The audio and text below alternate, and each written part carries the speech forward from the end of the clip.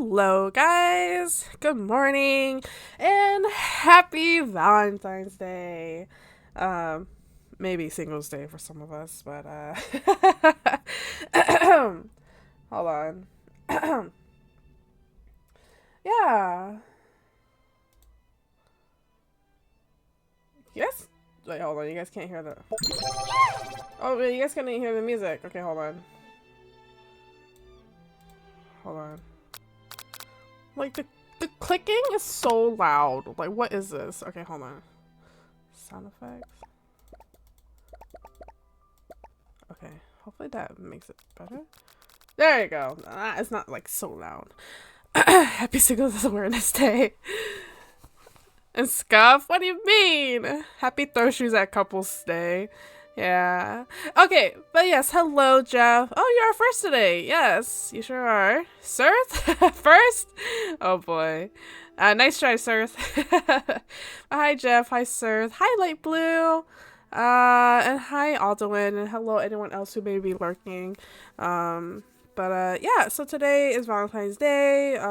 We're playing a Valentine's Day game. You know, I don't know anything about this game. I did not know this game even existed until like chat like months ago chat mentioned this game and I'm like, what? I'm like, this is a Colonel Sanders KFC dating simulation game. I was rather surprised. So I don't know anything at all what this game contains, but supposedly it does contain 3 endings and I'm gonna try to get those today, but we might just end up getting 2 or at least maybe just 1, but we'll see. Just go up to a couple, look at the guy and say, oh, this is why you're, oh my gosh, no, don't do that. Hi, Nidus. But yes, happy Valentine's Day to you guys. I'm here today with you guys. I don't got no Valentine, but you know, I have my treasures with me. Happy Valentine's Day, yeah. Okay, but we're gonna go ahead and get this started in this game. Like I said, I don't know anything. But I am excited. Look, he looks rather dashing, doesn't he? Mr. Colonel Sanders over here, looking sharp, looking cute. Okay.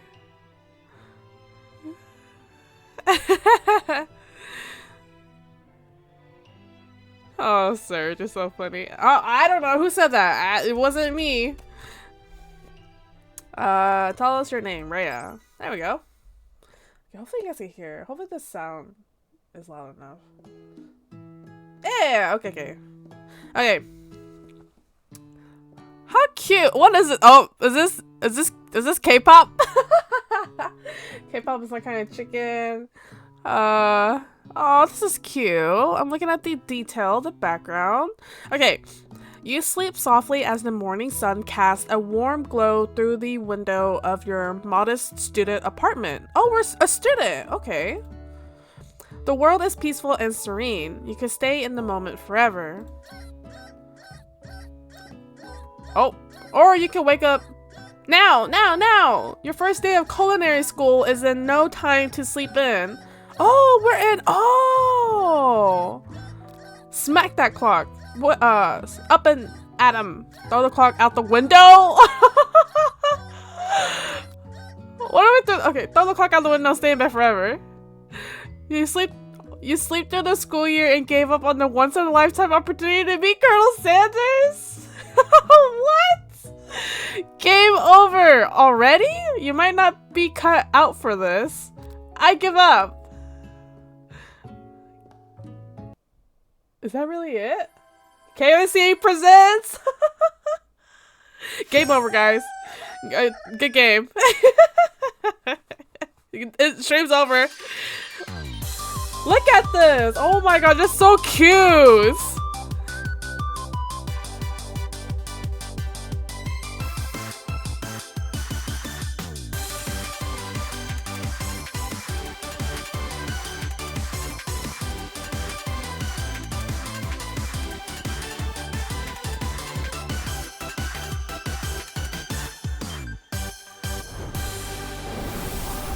Oh my god, it is so good with that. Good game, guys. Good game. The dog is professor right away. Oh really? How cute. Alrighty. Can I continue? Hold on. Welcome, chef. Okay, let's see what happens if we continue. New record. Okay. Okay, there we go. You sleep softly as the morning sun casts a warm glow through the window of your modest student apartment. The world is peaceful and serene. You can stay in the moment forever. Or you can wake up now. Now! Your first day of culinary school is no time to sleep in. Smack the clock up and at 'em. Okay. Lying in bed, you stare at the ceiling, thinking about everything that awaits you at the prestigious University of Cooking School Academy for Learning. Your mind begins to wander. Hi, Yuffie! I hope you have a good stream, Oshi. Yes, I hope you have a good day at work, okay? Take it easy. Take it easy, Yuffie. Okay. Your mind begins to wander. Okay. Who will be there? What will you cook? What should you wear? Time begins to fly by, and you find your imagination getting away from you. We've already got 40 arrangements out the door, and that's not even a fraction. Oh, Yuffie, you got it. Just, ooh, you got it. I believe in you. Gabate! Hey, you'll need to take this seriously. You allow yourself to daydream a bit, thinking about the future. Thinking about the future. Yes, Yuffie. Yes, don't forget.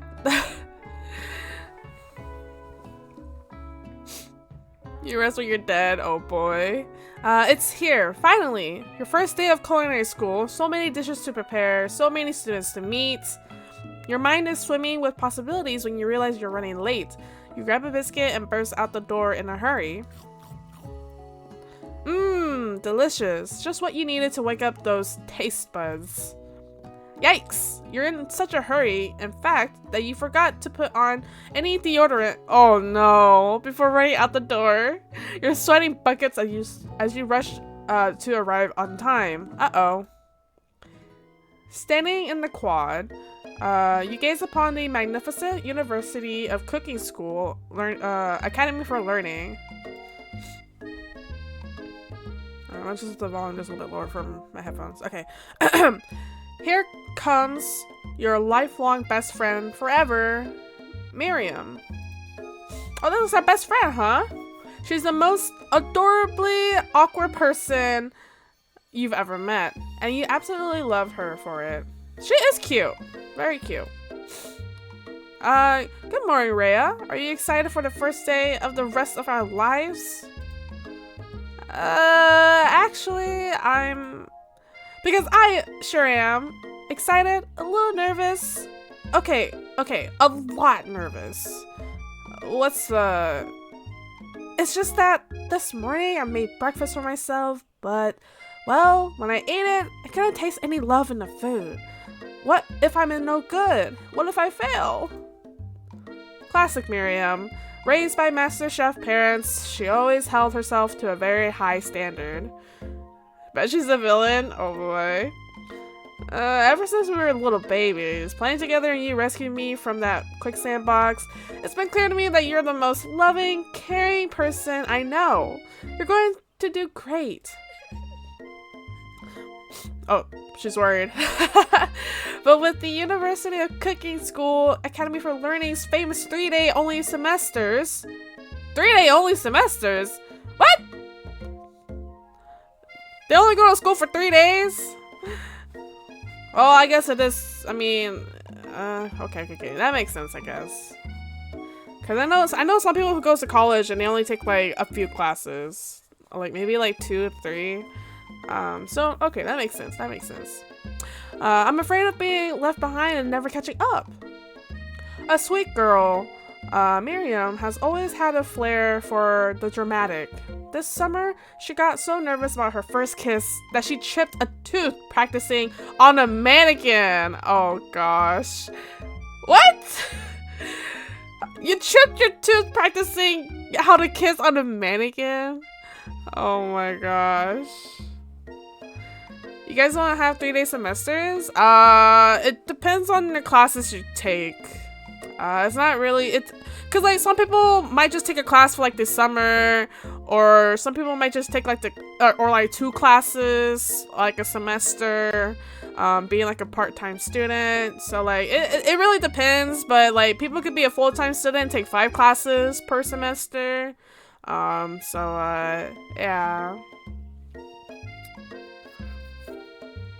But I guess this school, University of Cooking, I guess they only have 3 classes. You have it? No. No. No. Ain't no way am I practicing kissing on a mannequin.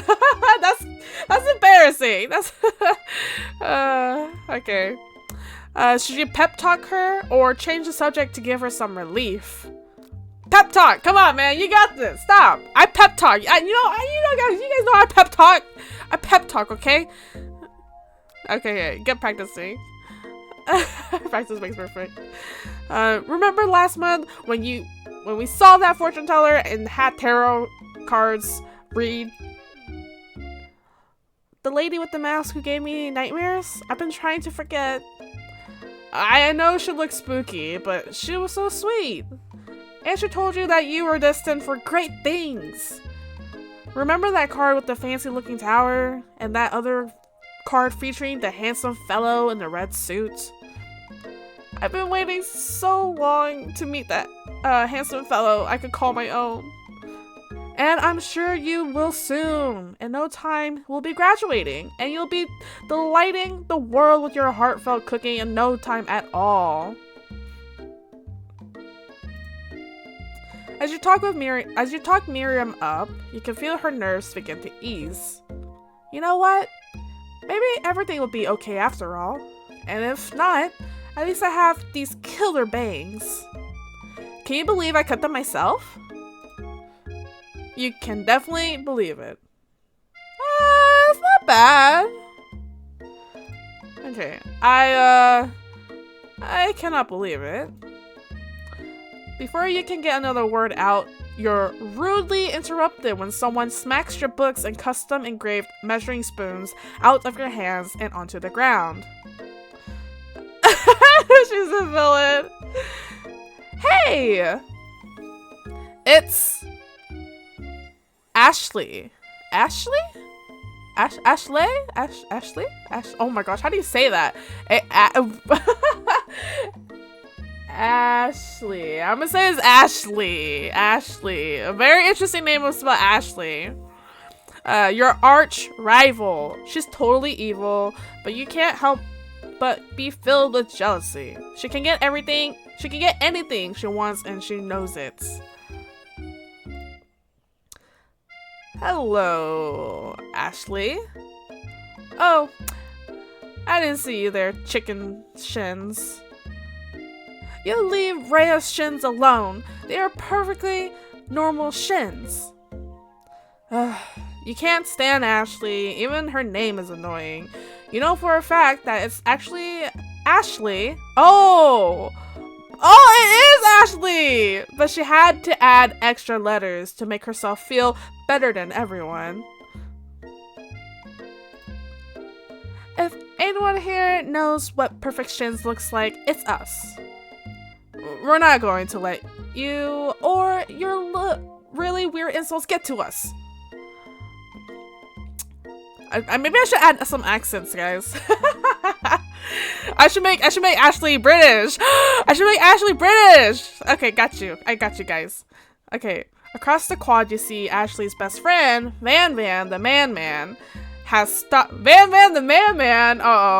Has stopped to look at his own reflection in the mirror. His pants are so tight you can see him casually working out his glutes while he styles his hair. No lie, they're rockin' glutes.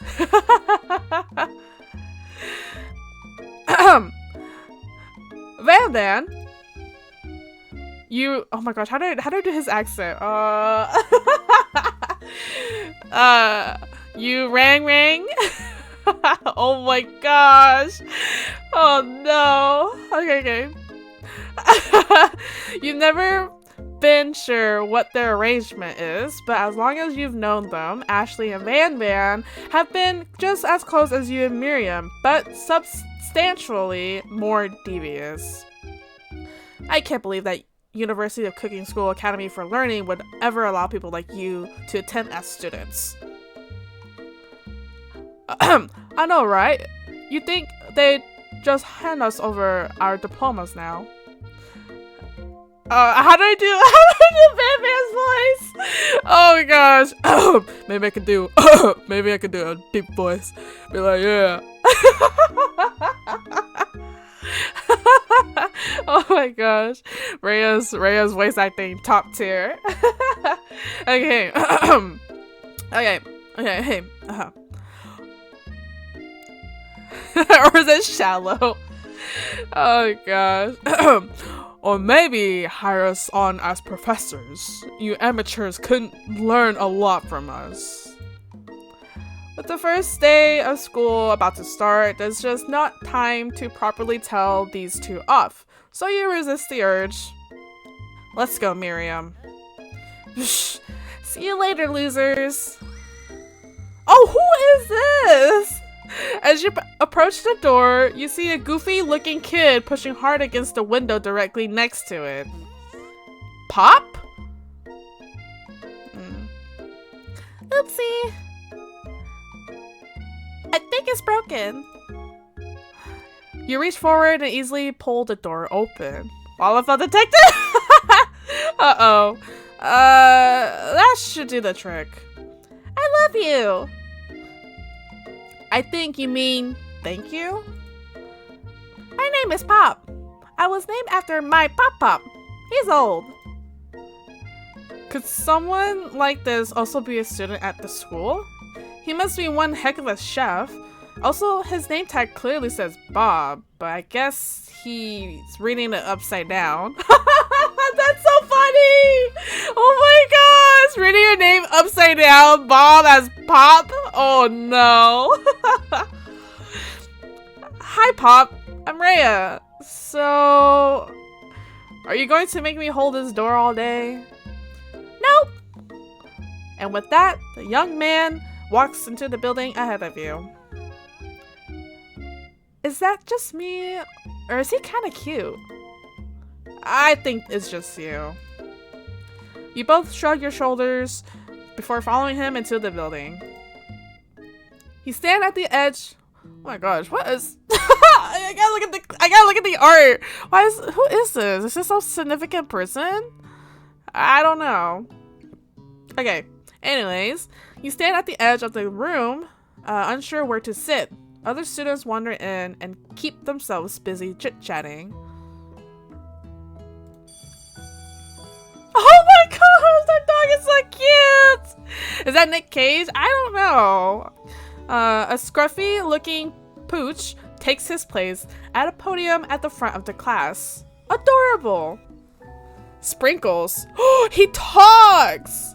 Okay, I gotta think of the dog accent. Can I make him? Oh, I can make him Southern. Okay. A Southern dog. We're gonna get a Southern dog. Okay. Now, quiet down, everyone. Who is this? Unreasonably cute pup? And why is he in our culinary class? Oh, you must be Sprinkles, head instructor and CEO of UCSAL.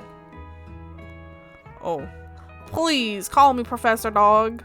I may be cute and little and fluffy, but I still demand respect. Oh no, dog noise! Dog noise! Ain't no way am I reading that. No. What? A cute dog is our professor? This is the best school ever! I guess only a dog's nose is capable of picking up all the nuances of fine dining. Give us a southern wolf. Oh no! I just read it! No! Freaking Nidus! Oh no! Oh my gosh. Stop, guys, stop! Oh my gosh. I'm freaking Nidus. My mind is what? Okay. Out of nowhere, wind begins to rush around you as a swirl of cherry blossom petals fill the air inside the classroom. Freaking Nidus, man. Okay. I'm chilly. Someone close the window. And then he walks in. Oh boy, look at him. Look at him with his mustache and beard and glasses and beautiful luscious hair. You're immediately swept up in the aura of this new student and his remarkable goatee. Oh, his goatee. Who knew anyone could be so handsome? Time stands still. It's him! If it isn't my favorite student, Harlan. Colonel Sanders interrupts Sprinkles. Sorry, Professor Dog. Before he can finish his sentence. Oh my gosh, how do I do his voice? Probably more elegant, like, right? Because he's our Colonel Sanders. Guys, I'm like really preparing this. I'm really preparing for this like voice acting thing. Please call me Colonel Sanders.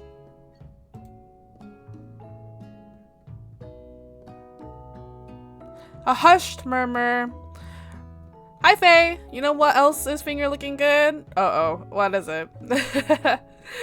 A hushed murmur rolls through the classroom as Colonel Sanders walks down the aisle of desks. Suddenly, the room is sweltering. Sweats begins to bead across your brow. You feel like everyone is looking at you, and you're not entirely wrong.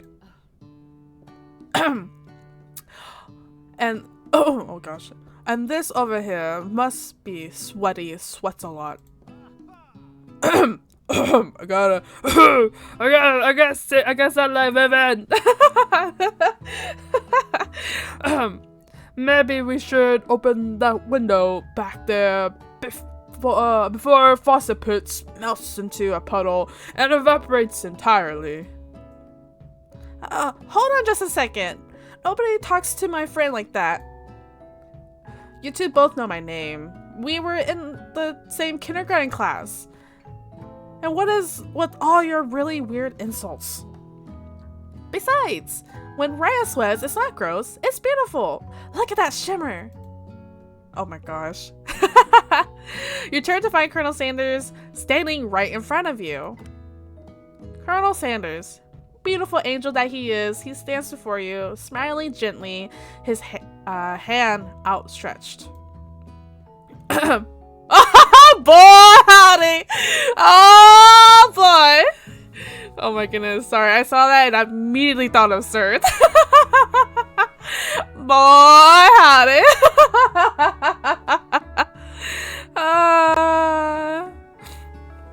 Okay. Boy, howdy. This classroom gets hotter than a Kentucky fryer. Please, use my handkerchief. Oh! What is this? You freeze up. Colonel Sanders is talking to you. Wait. Colonel Sanders is talking to you about how sweaty you look? You're completely mortified. This can't be your first interaction. What if he never forgets this moment? We'll take it. We'll take the handkerchief. You stretch out your hand, and Colonel Sanders places a fine silk handkerchief in it. It's so beautiful. Oh, we got hearts. It's so beautiful you hesitate to press it to your face. But when you do, the feeling is transcendent. It has his natural scent on it. It smells of the most delicious chicken you've ever smelled. Professor Dog steps in to settle the class down and get some ground rules. Okay. Welcome to University of Cooking School, Academy for Learning, the greatest culinary school in the world. The birthplace of culinary legends past, present, and future. Many challenges await you. There will be tears. There will be blood. There might even be really adorable tiny food. Down bad, Rhea. And when all said and done, there will be a battle. You will lift your sporks and compete in the broom cooking arena. Just then, another student enters the classroom and interrupts the professor's rousing speech. Rhea stops swinging. Shush! I'm kidding. Who's this? Their art style is much different. Student. Hi guys. I'm sorry I'm late. Oh, hold on. How would I do his voice? I'll just read it as normal. I hope everyone had a good summer. I really miss this guy. Quiet. You thirsty girl. Excuse me. Okay. Hey man, he looks good, okay? He looks good. Late to class is bad enough, but interrupting my monologue? You're on the fast track out of here, young man. Are you sure you're even in the right place? Don't you recognize me? This is my third year in this school with you as my teacher. Everyone stares at him blankly. Does no one remember me? You're expelled if you utter one more word before I finish. Let that be a lesson to you students that tardiness is unacceptable. Even Clink made it here on time, rolling halfway across town on his tiny wheels. You turn to see the student Sprinkles is referencing, who appears to be some sort of industrial kitchen appliance. What? A rope? A machine? Oh my gosh, this is so funny. Okay. The class bursts into laughter. Oh boy. Okay. Oh, Clank, you rascal. There is a lot of characters. There really is. I was not expecting this much characters. Okay. Sprinkles walks in the classroom as everyone stands in silent obedience. When he gets to you, he lifts his nose into the air and takes a deep sniff. Your diet is lacking. Based on what I'm picking up here, you definitely need multivitamin. You should be taking better care of yourself. Dang! You've never had a talking dog as a teacher before, but Sprinkles' reputation for being smart but tough is well known. You decide to try and butter him up by giving him a treat from your pocket, but what kind? Beef treat, rubber ball, chicken snack? Dogs like balls, right? A rubber, no, but that's a treat though. That's not a treat, right? We'll give him a beef treat. Okay, we'll give him a beef treat. You reach beneath your apron and return with a small bit of beef jerky in your hand. Sprinkle's eyes go wide as he locks onto it. I would never eat that. Okay, hold on. Beef? Are you trying to give me a heart attack? I would never eat that. You clearly do not belong here. Please remove.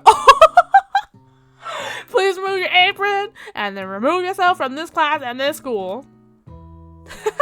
Try again. It seems to reach the end of the line. Chef oh my goodness, can't even read it. Proverbial game over. Oh my god, try again. That's so funny. Oh boy. Beef. Oh. Oh, can we fast forward this? Hold on. Alright, hold on. Sorry, we're gonna fast forward this real quick. Hehehe.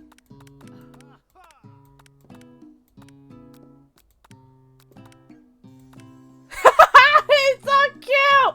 I'm so sorry. We'll take the handkerchief. Okay, hold on, let me skip through this. Okay, chicken snack. You reach beneath your apron and return with a chicken snack in your hand. Sprinkle's eyes go wide as he locks onto it. His favorite. Ah, chicken. Well. I think there might be some competition for a new star student.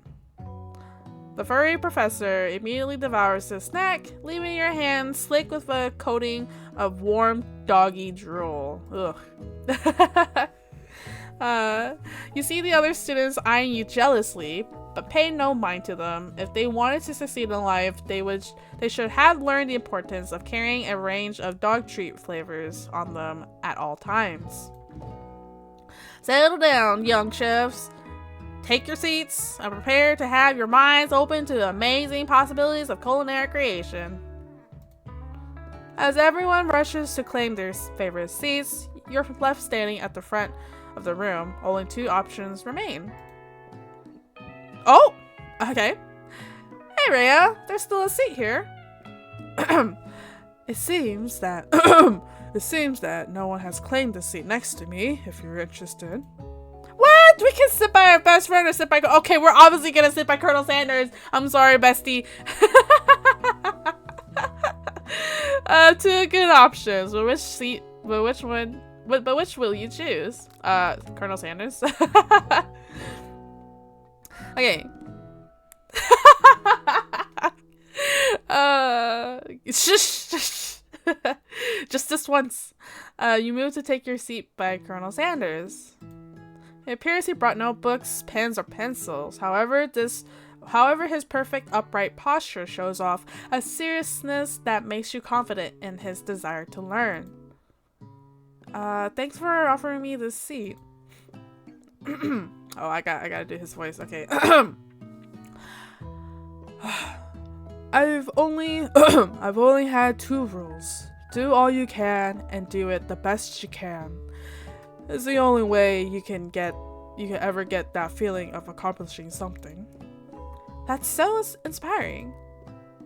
A little off topic, if you ask me, but okay. As soon as you've settled into your seat, the professor makes an announcement. Think fast, it's time for a pop quiz. Oh boy.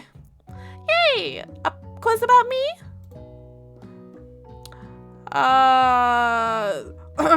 This incredibly important and surprisingly short quiz will tell me if you're ready for life at culinary school.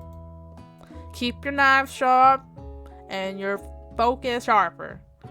Here comes question number 1. If train A is traveling to point B and train B is traveling to point A, how important is it to wash your hands before cooking?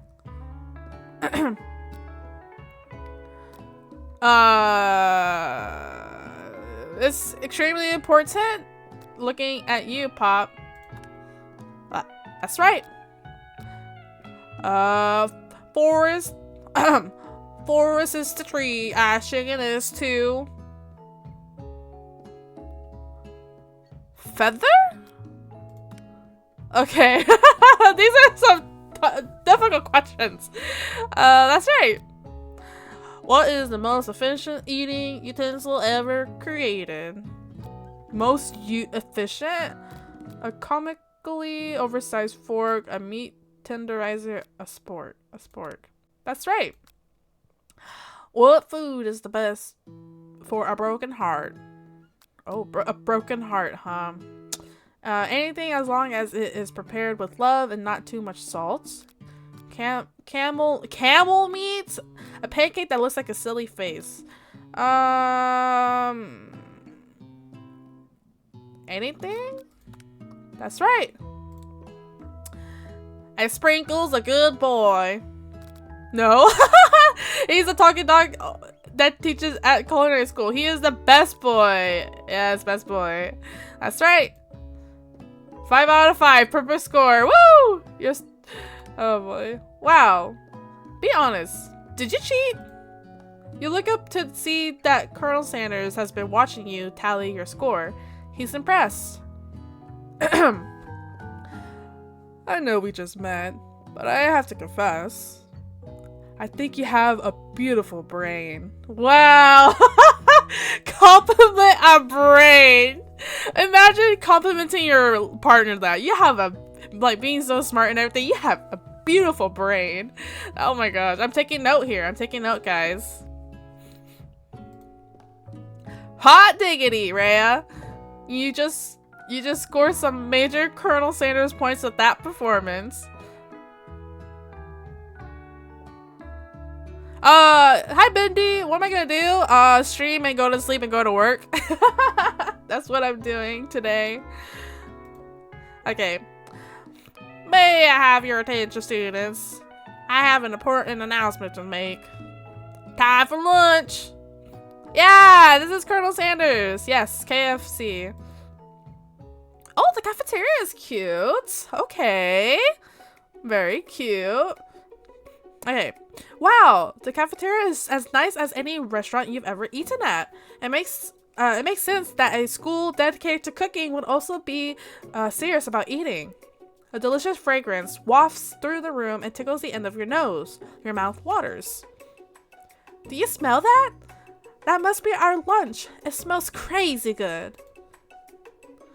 And, everyone, can I have your attention?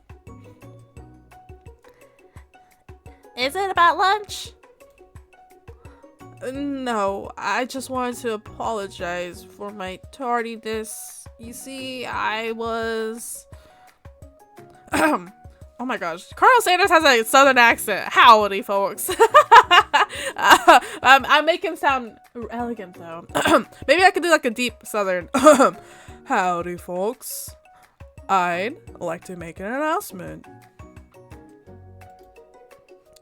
Hey, It's about lunch. I'll make Colonel Sanders a deep southern accent. And then Sprinkles, the dog, will be a higher southern accent.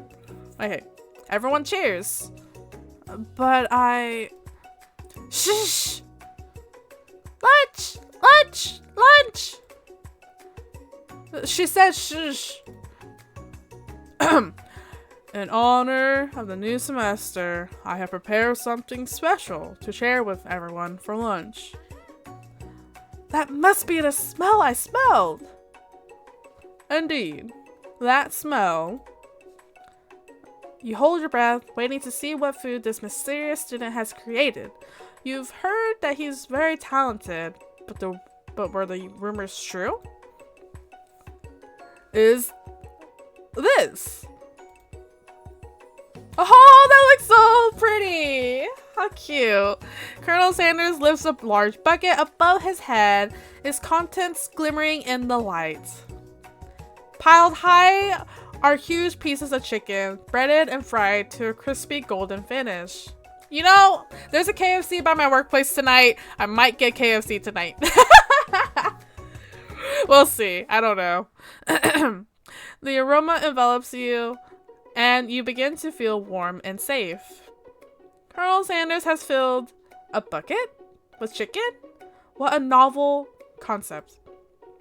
Your stomach begins to grumble as if to say, stop thinking and start eating.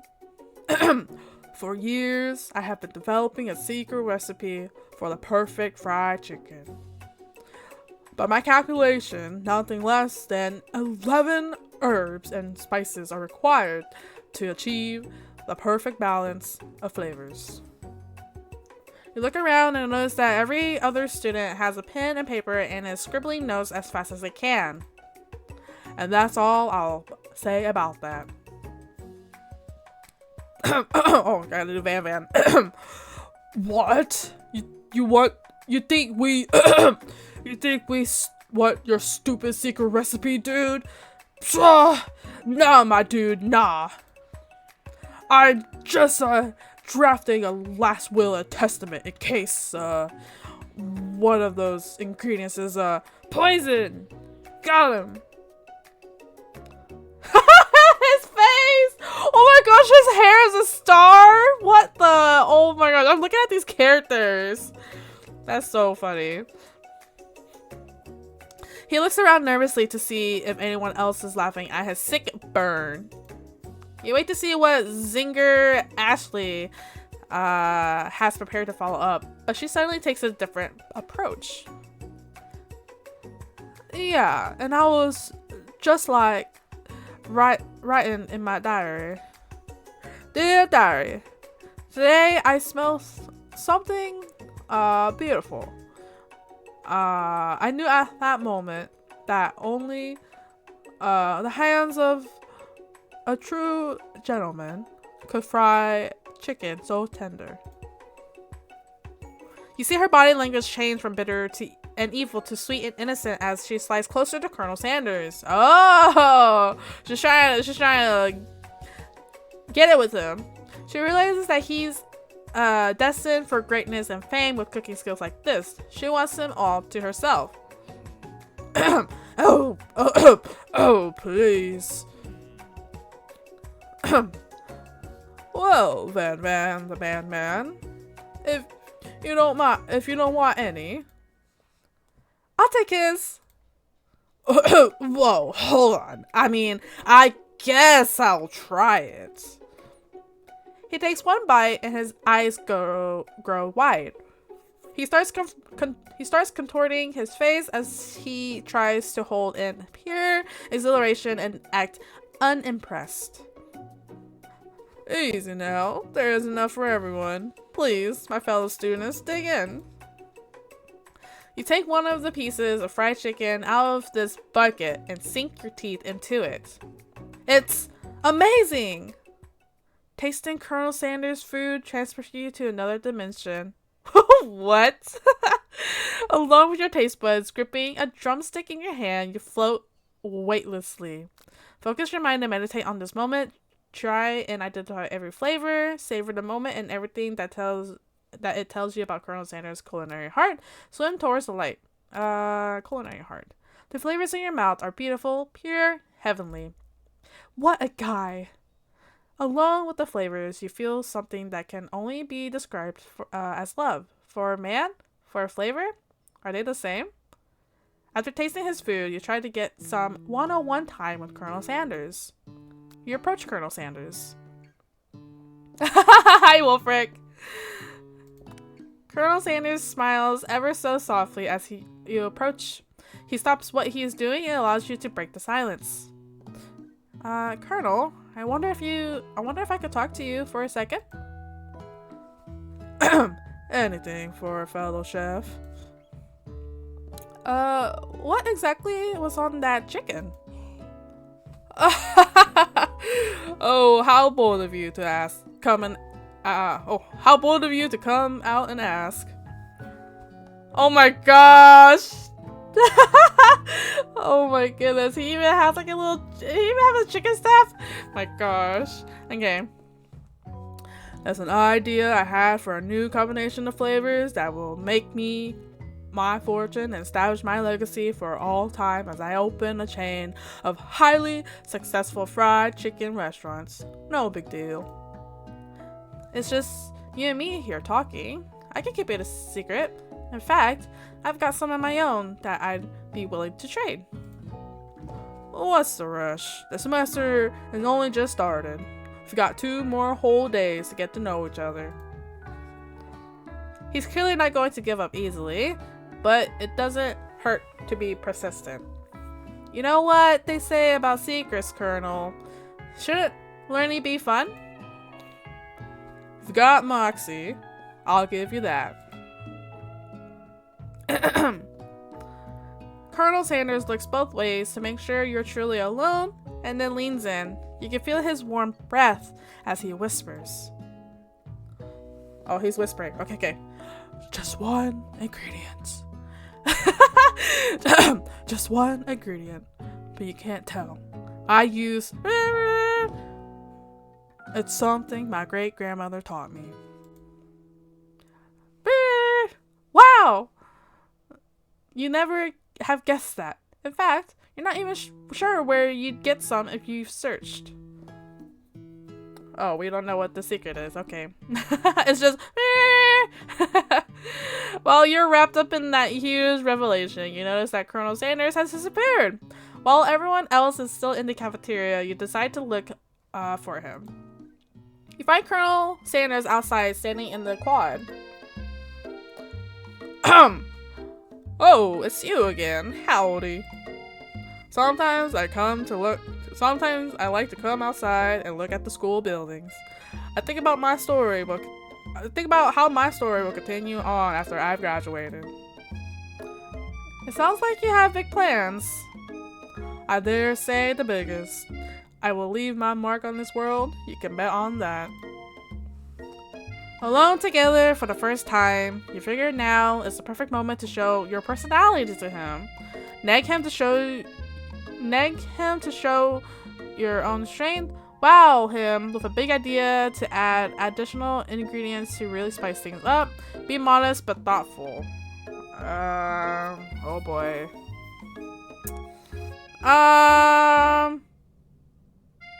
Show him your own strength. We'll show him how strong we are. How strong I am. There we go. You know, I've been thinking about your secret recipe. Of course you were. You don't simply forget a flavor combination like that. That's exactly right. I remember it because I've tasted it before. I stopped at a random fried chicken stand the other day and their chicken tasted exactly like yours. Did you just... Oh, he's angry! Did you just compare my recipe to a random fried chicken stand? Well, yes, I did. But it was a really good stand, especially considering it was frozen first.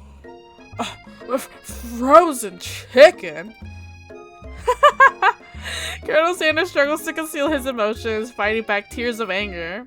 I can't believe you said such a thing. You realize you've done irreparable damage to your relationship from which it can never recover. He's hurt. Oh no, he's hurt. How could you? Hey, Rhea. You saw that this game was called a dating sim, right? If that's your idea of dating, this is not the game for you! Oh my gosh, that is so funny. Man, that is hilarious. Okay, let's get through this.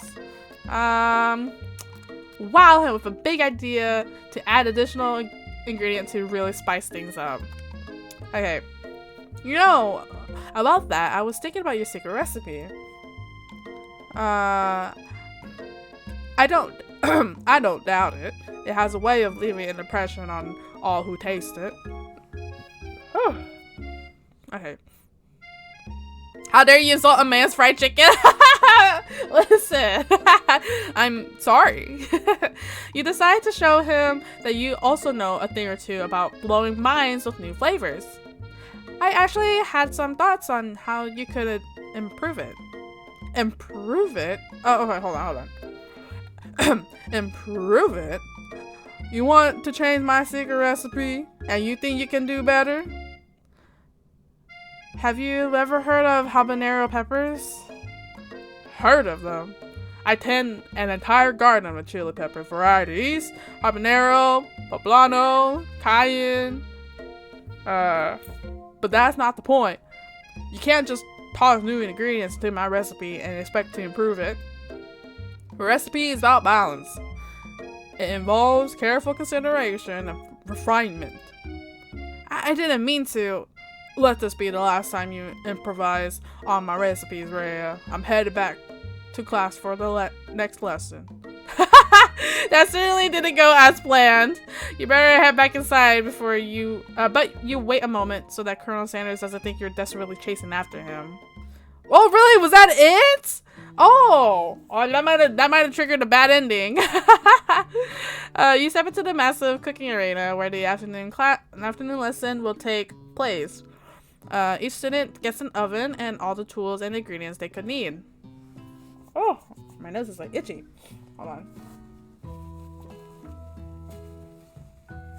Okay. Look at this place. It's magnificent. Finally, we get to show off our stuff. Wait a second. Oh no, we have to show off our stuff. What if I totally blow it? You're going to be fine. You're not going to blow anything, except maybe kisses to the crowd of fans you're going to earn with your signature adorable tiny food creations.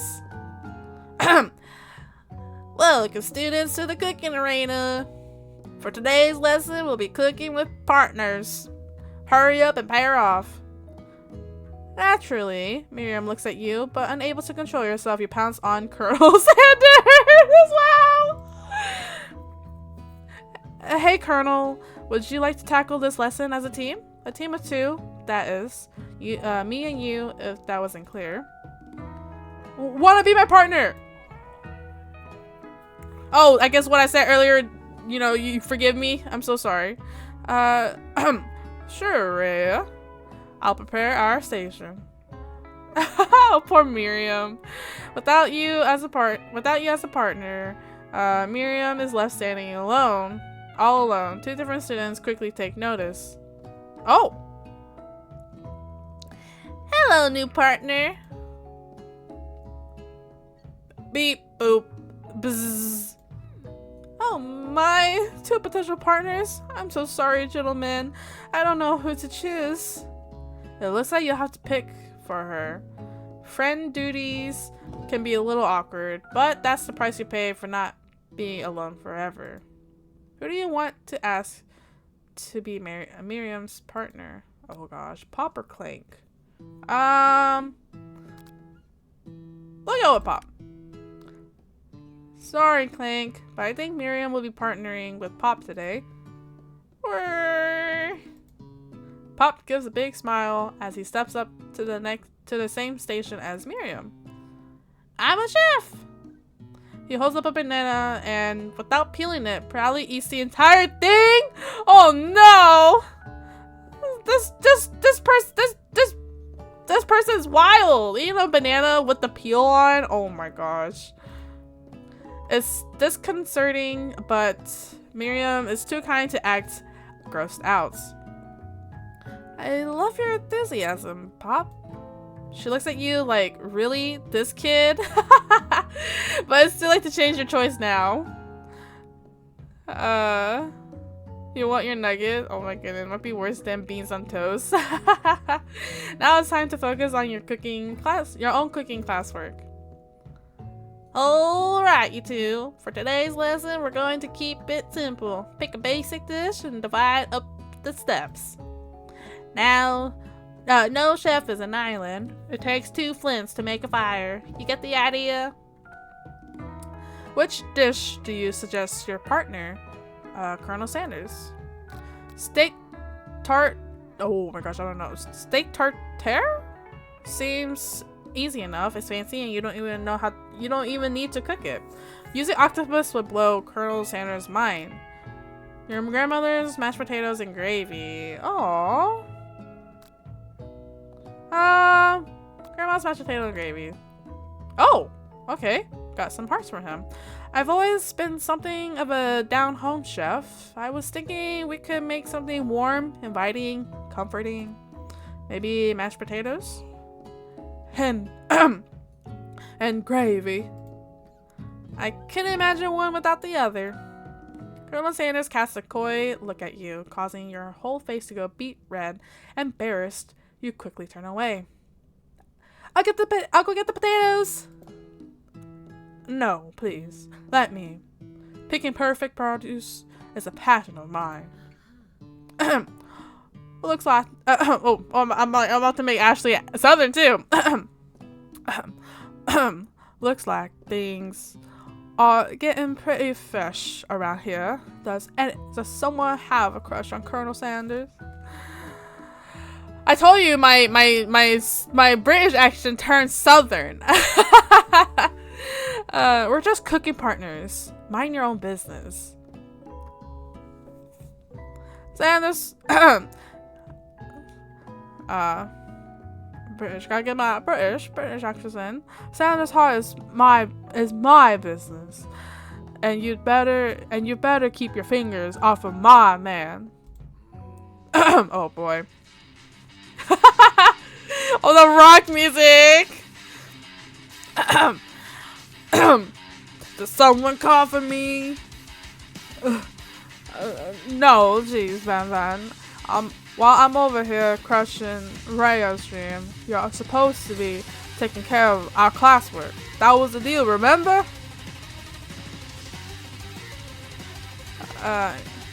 Colonel Sanders returns, arms full of peeled potatoes. He tosses them into boiling water and turns his attention to you and your old friends. Oh, howdy there, Ashley, Van. Are we working in a quartet instead of a duet now? Actually, no. It looked like Rhea was struggling, so we offered to give them a hand. You know how it is. These young amateur chefs need a lot of mentoring. I was going to say, Colonel Sanders, maybe I could also teach you a thing. Our goal is to teach you a thing or two about fancy food. Maybe one day you might be able to get up to my level. Doubt it. Don't be rude, Van. Personally, I have my own doubts whatsoever about Colonel Sanders' ability.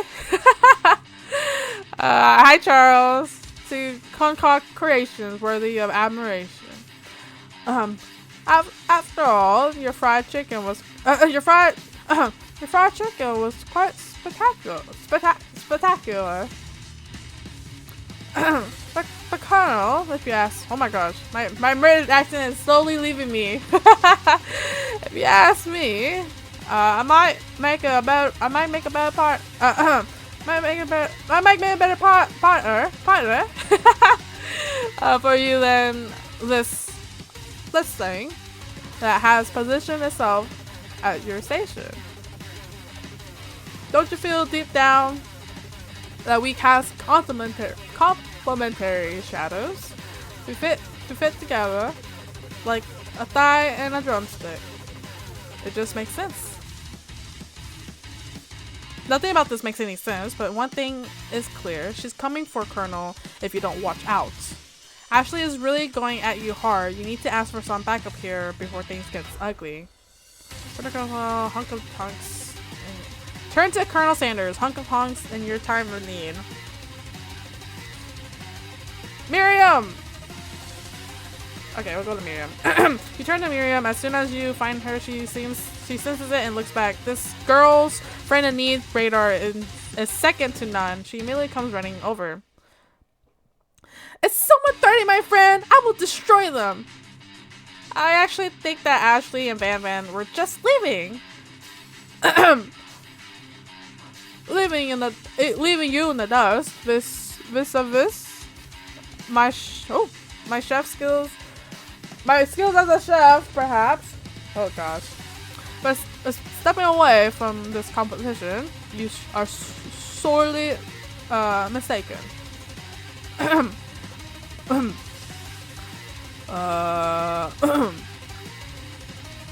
Miriam, you're a loyal friend, but Rhea is my partner for today's activity.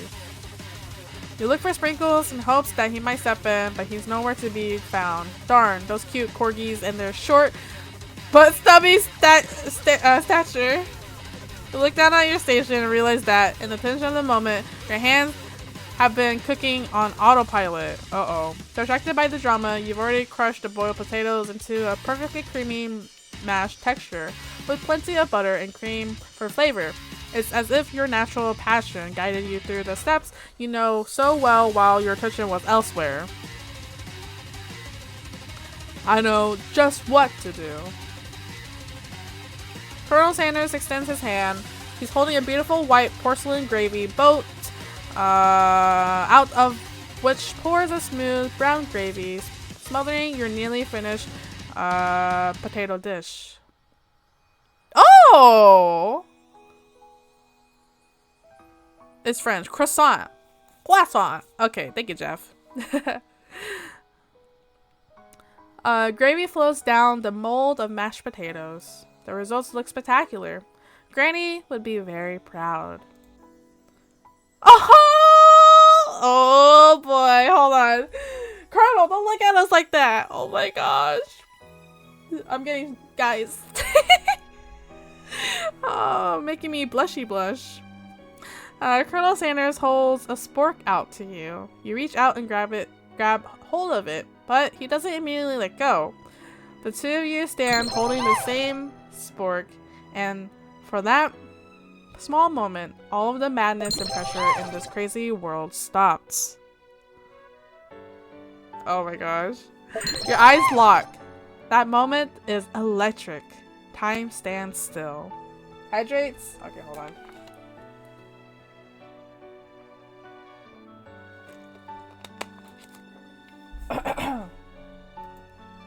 If you love something, sorry. If you love something, set it free. Together you dig the utensil into the mashed potatoes and lift a heaping sporkful up. When you see Ashley with a sinister look, you know she's plotting against you to be with Colonel Sanders. And then, oh my gosh. I love how the rock music just kicks back in. And then, filled with rage and without thinking, you fling the spork of mashed potatoes right into Ashley's stupid, beautiful face. Van, do something! Do something! Scooping up a fingerful, Van tastes the dripping mashed potatoes and gravy and realizes that it's delicious. Horrified by this revelation, he slinks away. Will he ever be able to cook something with so much love and integrity? Hold up right there, Rhea. We do not waste food in the broom cooking arena. Colonel Sanders, I'd expect better from you. If you throw one more spoonful, you'd both better be prepared to eat it from wherever it lands. Can I have mashed potatoes face? Van rushes back over a covered dish in his hand. Oh, what is this?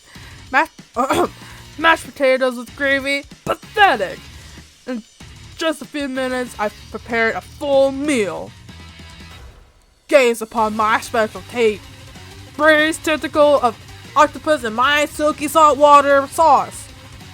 Plated on a battle axe blade. Forged by my supreme chef ancestors. Oh, really? Interesting. So we're just gonna eat off the axe. We're gonna eat this octopus off the axe. The axe is our plate. You've ignored me for too long. That ends now. It is I who will have first bite. And you will all look on with envy.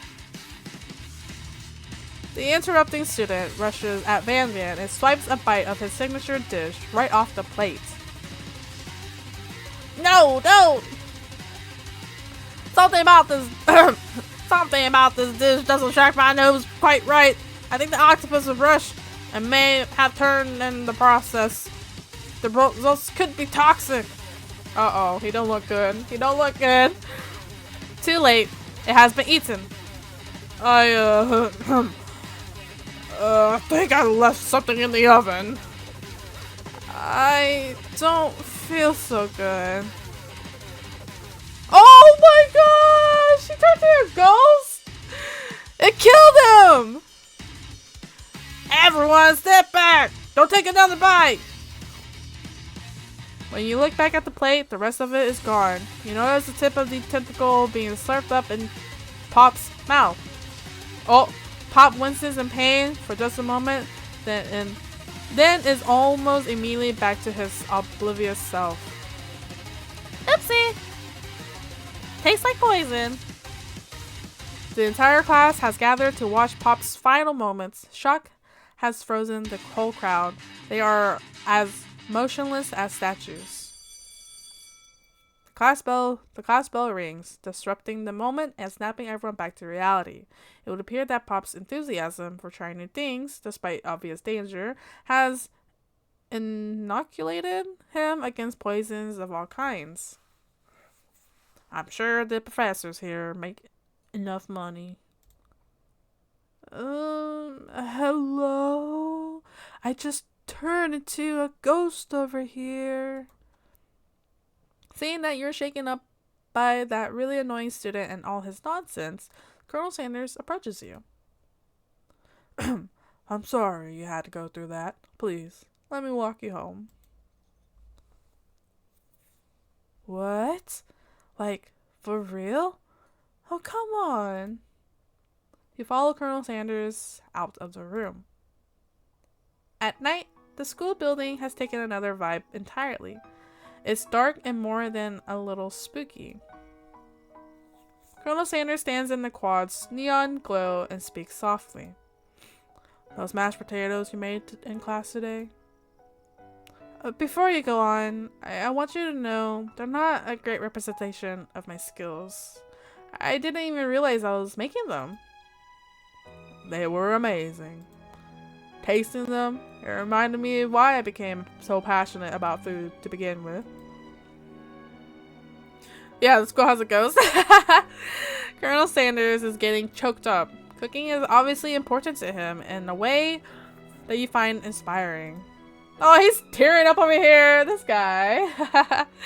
Now might be the perfect time to tell him you're developing feelings for him. Colonel Sanders? Yes, Rhea. There's something I need to tell you. Oh my gosh. Hold it. Hold it right there. There's something I need to tell you first. Oh, jeez. Why that man look like KFC guy? Guys, the game. Colonel Sanders. This is KFC. Yes. This is KFC. This is us. Oh, jeez. You see, when I was just a boy, I had a dream that one day I would be the greatest chef the world has ever seen. And and every day since, I've been working towards that dream, day and night, never stopping, never resting, also lifting all weights, like so many weights. We should follow our dreams with all of our hearts, that our souls may grant them with like wishes floating on a shooting star. Hey, no, you.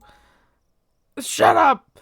I'm the one here to say inspirational stuff and be the star of the story. Are we forgetting that your cooking literally killed a guy?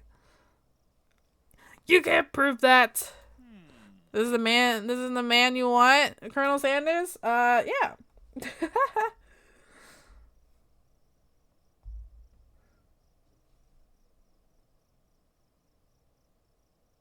Okay. I also saw you kill that guy. What was his name? Somewhere in the distance, you hear a long, sad sigh. No, not Van, no. Forget him. We're talking about me. Me. I'm the hero. Spork monster. Oh my gosh. That Spork monster is here to fight a hero. I think I left the fridge door open. Later, nerds. How dare you threaten me just as I was letting down my guard, connecting with another chef on an emotional level. Be afraid! Be very afraid! Of me! Because I'm a monster, see? Is he rhyming? Is this rhyming on purpose, or is that just a coincidence? But before you can discuss syntax any further, what, a turn-based fight sequence? What is that? It's a turn-based fight sequence. What will you do? What? Oh my god. Oh my, what is this? This is so funny. Attack. You decide to go on the attack. Which attack will you use? Cook with love. Cook with love does 1 damage. It just got real. That attack really upset Spork Monster. Spork Monster goes on the attack. They spit hot gravy at you. You take 1 damage. Attack. You decide to go on the attack. It worked last time, right? Cook with love. Cook with love does 1 damage. Spork Monster won't forget this. Spork Monster is really feeling threatened by your attack. Spork Monster focuses their mashed mind and draws in energy from Mother Earth itself. They grow larger and more intimidating. How will you respond? Defend? You decide to defend. Which defense will you use? Trepidation? You hold your breath between your hands and utter, "This is not happening. This is not happening."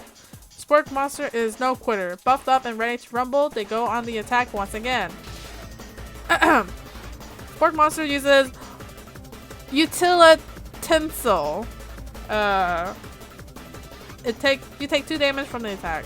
If you take much more damage, you're not going to survive the battle. Attack! You decide to go on the attack. Cook with love. Cook with love does 1 damage. Spork Monster is oozing cheese sauce onto the lawn of the quad. I wonder who is going to have to clean that up. Feeling vulnerable, Spork Monster prepares for his ultimate attack. Rounded Edge! Vile villain, your reign of terror stops here. Colonel Sanders summons the energy of... He summons the energy of 1,000 chickens! Oh my gosh, what is this? Pot!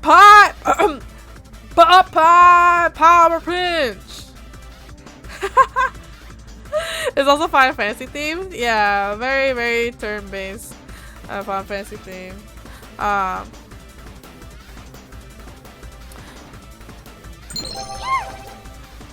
Well, okay, I listen. Sing mode. I cannot do accents while singing. Alright, thingy. Alright, hold on.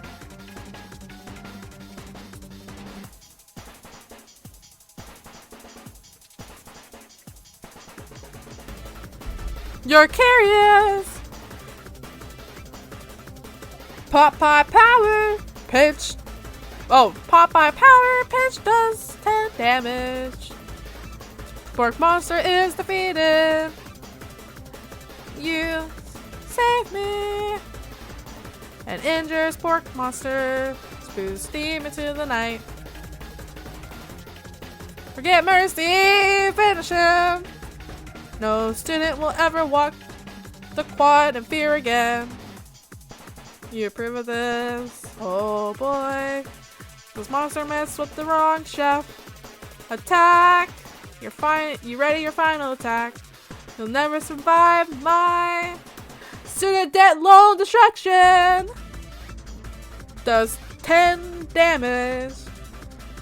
The Spork Monster is completely vaporized. Colonel Sanders looked on in awe. You continue. You continue to surprise me, Rhea. The defeated monster left behind a special item. It appears to be can't read. It appears at first to be a cookbook, but upon closer inspection, it's so much more. It's a book of magic spells with the golden chicken on the cover. You open the cover.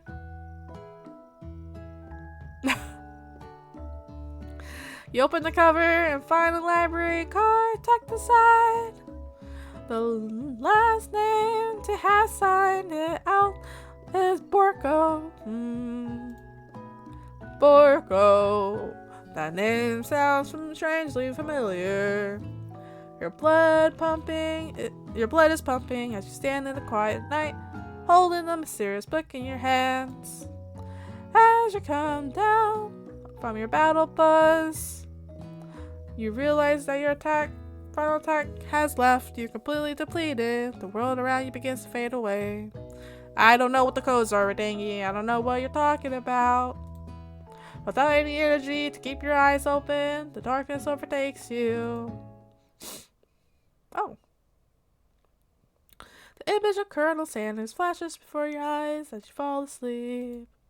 He must have helped you get home. In your tired state, you don't know if you could have made it without him. What a guy. If you want to thank him, but you don't have the strength to utter a single word. You feel your covers being pulled over you as you are tucked in tightly. Good night, my Colonel. In your dream, you're together with Colonel Sanders. For some reason, Sprinkles is also there, instructing your love. Dreams are weird. Zzz. You awake. That was cute. You awake on day 2 and attempt to process the wild visions you had. Were they missed memories or premonitions? And then there was that secret ingredient that Colonel Sanders went ahead and told you outright. Not much of a secret, huh? It's probably just because he's already trusted you so much. Sure, that makes sense. We'll go with that. You meet up with your bestie in front of the school. Before you can tell her about the encounter with the spork monster, she launches into a story of her own. Okay, I know this might sound a little strange, but I think I might be, I think I might like Pop. Like him? Like. I know it sounds like it's moving too fast, but there's something about him. I like him, like him. We got to talking after class. He's actually a totally sweet guy. Not only that, but he's really smart.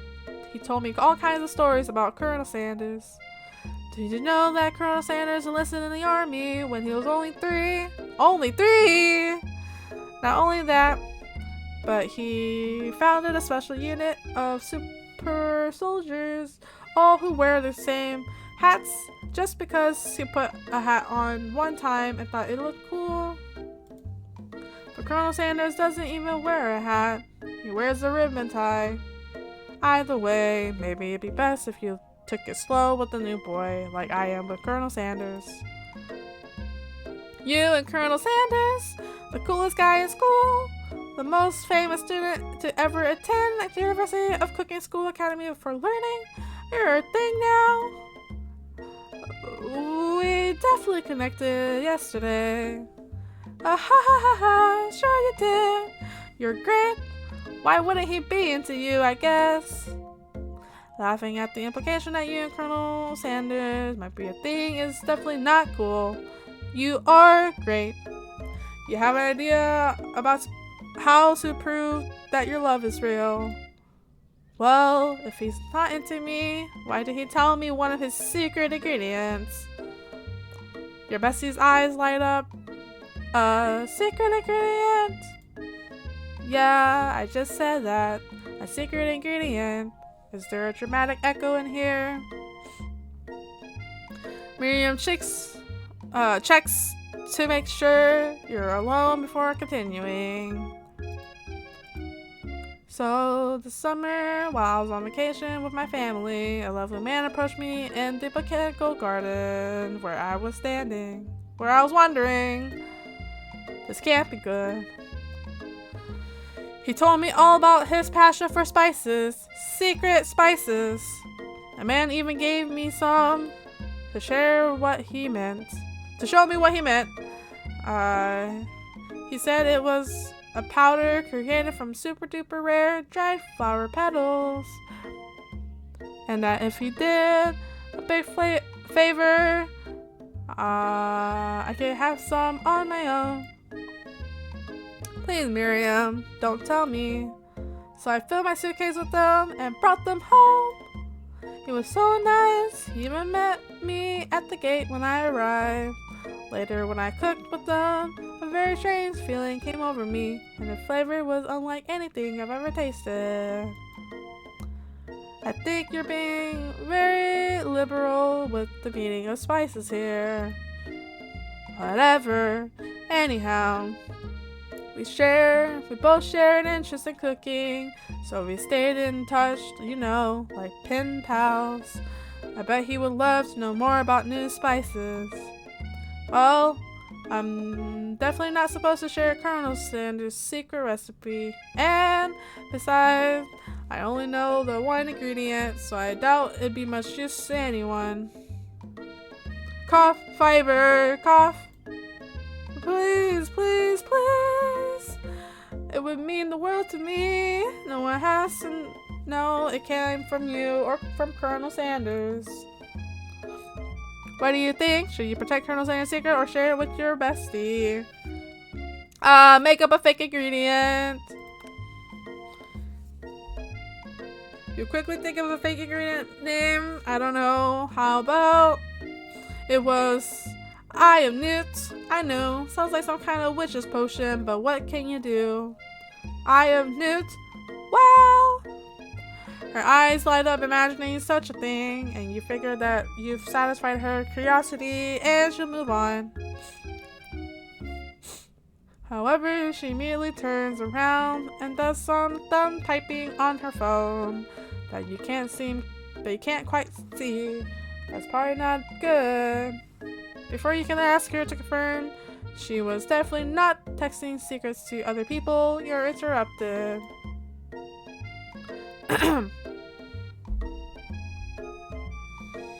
Oh, hello, Seki. We're on a date with Colonel Sanders, KFC man.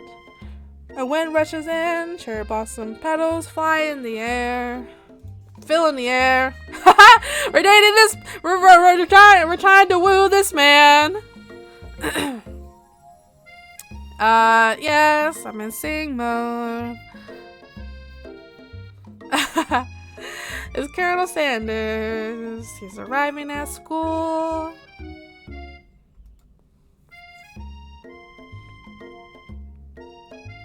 Stand back and admire his majestic glory. Run to him. Oh, run to him! You decide that's the best way to show Miriam how serious you and Colonel Sanders would be to run to him. Surely he'll sweep you up onto the back of his... Oh. Sure. Someone needs to get Rhea some KFC later. Oh my goodness. There's KFC by my workplace, but we'll see if I go out tonight. Surely he'll sweep you up onto the back of his stallion and you'll ride away together. That'll show her good. Oh, Colonel, my Colonel. However, your sudden movement surprises a horse and it rears up, kicking you directly in the face. Oh boy. The force of the blow completely knocks you out cold. In the darkness, you see a vision. Ooh, Rhea. I'm here to deliver you a message. Not this guy. It is important that you remember this exactly as I say it. If you forget, the world could end, so you know it's serious. I have been trapped in the realm beyond, but a great prophecy relies on my return. Only you can save me. All you need to do is repeat my name 3 times. And that name is... Oh, wow. How do I redeem the codes? It's a thing. I don't know. I've never done this before.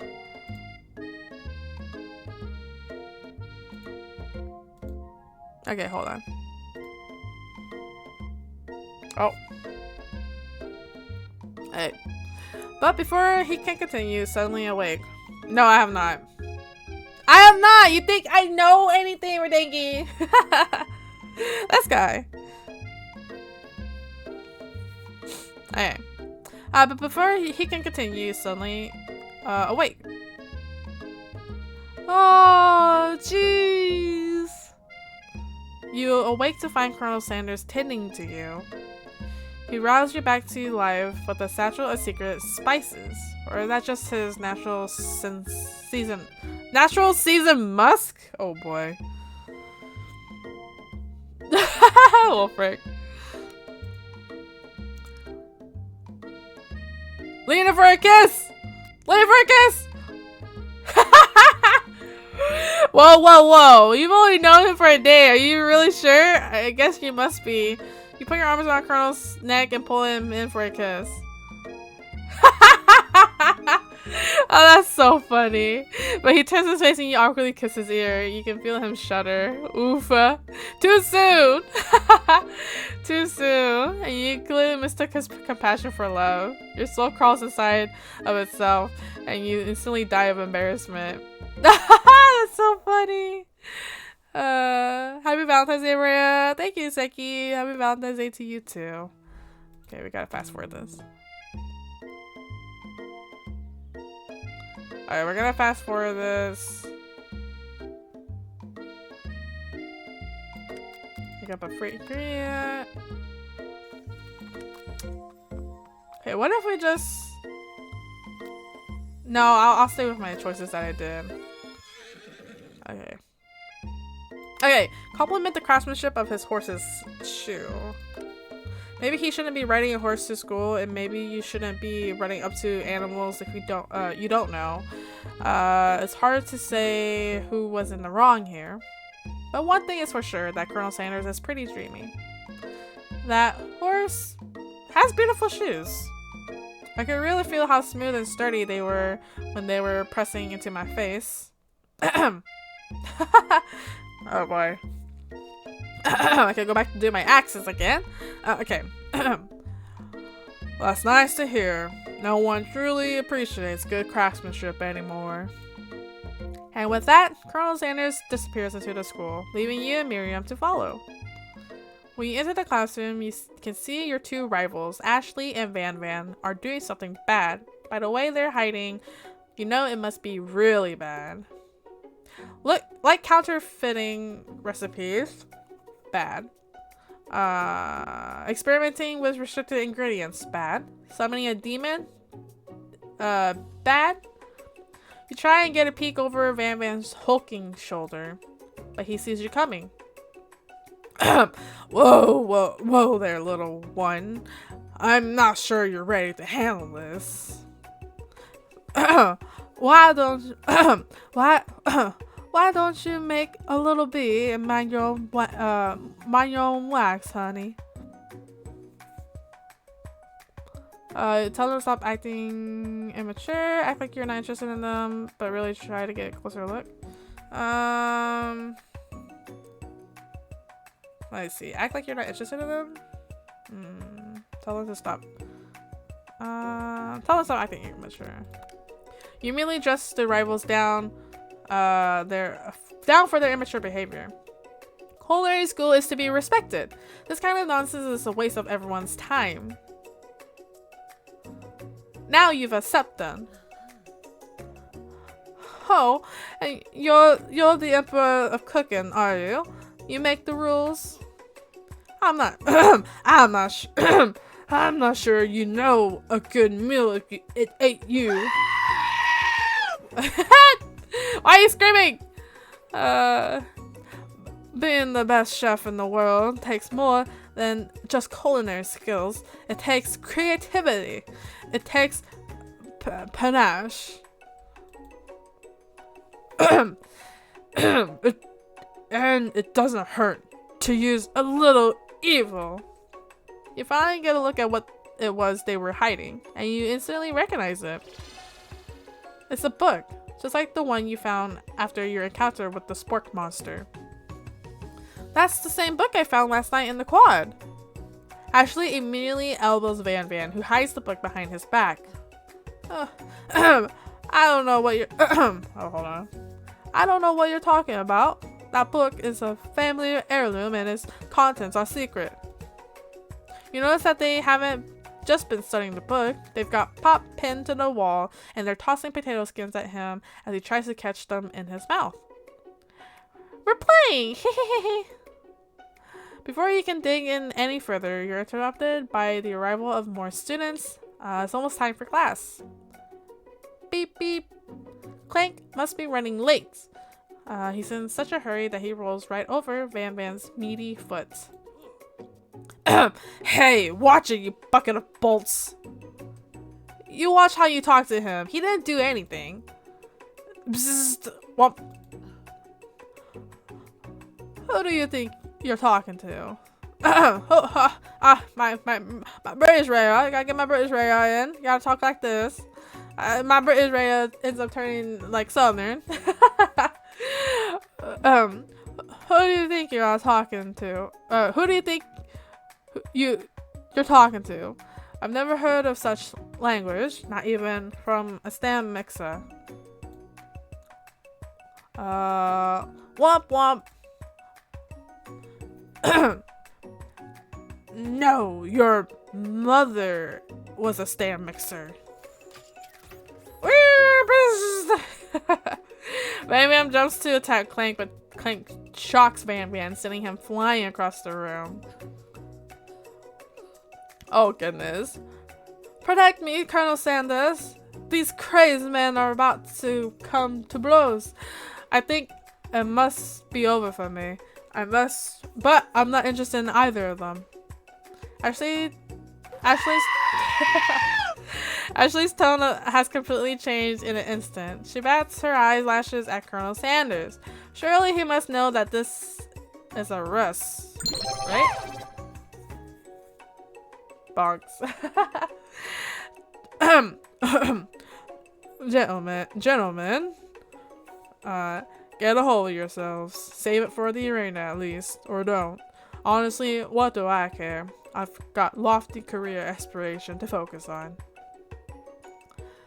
Maybe I can help you with your business plan. Just then, Sprinkles arrives to signal the true start of the class day. He's panting, which doesn't seem that abnormal. He's a professor, but he's also a dog. Students, please take your seats. I apologize for my late arrival. I spent the morning chasing the car all around town, and my tiny legs are very, very tired. But I'm here now, and I hope you're ready to learn. Rub his furry dog belly. He loves it. Sprinkle stops in his tracks and sniffs the air around you. Something has him in a trance. It's the scent left on you from Colonel Sanders. Sprinkle jumps on you and licks your face. Down, boy, down. Off toppin'. That command, shouted by Colonel Sanders, has snapped Sprinkles out of his trance. I wonder what's up with that. Sorry, I got carried away. A little carried away. Water? Hydrate? Okay, hold on. Okay. Oh, Renangi. After he catches his breath, Sprinkles regain control of the classroom. Without further ado, we'll reveal the global history of my favorite fowl, the chicken. You want to pay... sorry. You must pay attention to the lesson. Surely you do. Oh my goodness. Which is why in 1776, at the signing of the Declaration of Independence, it was a chicken who first signed their name. Oh gosh, Colonel Sanders, don't look at us like that! Oh, but you can't help but daydream about Colonel Sanders, and you miss most of the important parts. Uh-oh. When you come to, Sprinkles is holding a tray of food right in front of you. Well, Rhea. Naturally, this appears to you to be a sample platter. Which item do you want to sample? Oh my god, that glass of water? Really? A shimmering pepper? A dog biscuit? Oh no. Man. I feel like a glass of water would be the normal thing to do, right? What about a shimmering pepper? A brightly colored pepper stands out from the other items. It sparkles in the most eye-catching way. So naturally, you reach out, grab it, and eat it right away. However, your body is not prepared for the heat. The pepper has triggered an intense spice hallucination. It feels like forever as you trip through the universe. My friend. Ooh. This guy again? I'm here to give you an important message. Ooh. You must avenge my death and fulfill your destiny. All you must do is... I was saying to fulfill your destiny. All you must do is... Sorry, I think I've got something... I got some spice stuck in my throat. It's fine. I'll work through... to fulfill the prophecy. You feel yourself begin to regain consciousness. Oh, man. You come to and find everyone is staring at you. That pepper was the last of its kind on Earth, and now it's gone forever. You think to yourself, geez, I should pay better attention. We all make mistakes. I'm sure he'll forgive you. Someday. Come on, it's time for lunch. Before anyone can relax, the cafeteria lights dim. And your rivals enter to make a dramatic announcement. Today's lunch will be prepared via time competition cook-off. The level of theatrics with these two is off the charts. Step up and tell them, you're on! Demand they stop wasting everyone's time. Wasting everyone's time? Is everything a competition with you two? Yes. Yes. Well, not with me. I'm on a personal journey to learn to love. To learn to love? Sure, why not? But definitely not to constantly battle. Yeah, stop getting your genre across. Don't you have some portable monsters to capture or something? I need to eat if I'm going to have the energy to sustain my education and pursue my dreams of being a master chef. How are any of us supposed to get anywhere if we're constantly fending off challenges from every know-it-all with an apron? Besides, I already brought my own lunch. Rhea, you should have it. It will give you the energy you need to succeed. Miriam reaches out and presents a gift to you. What the? her tiny food collection. She makes tiny foods. My special grilled cheese and tomato soup with chocolate milk to wash it down and a tartlet for dessert. That was so cute. That little, I don't know if you guys ever seen any videos of like tiny food cooking, and oh my gosh, those are like insane. It only takes you about 5 seconds to eat Miriam's tiny food, but it's just what you needed for motivation. You know what? I've learned enough for today. Let's battle. Just as things reach a boiling point, Sprinkle steps in. Surely he's put a stop to this madness. Now, student. Please settle down. This is a lunchroom, not a sportsing court. Finally, a little sense. You breathe a sigh of relief. At least not until we turn... Oh, hey. At least not until we turn on the timer. Timer ready. Uh-oh. Just then, a huge A light blasts you in the face, flashing the words, "Timer ready." That's what I'm talking about. Oh, oh no! Uh-oh. I stand corrected. I did not just do that.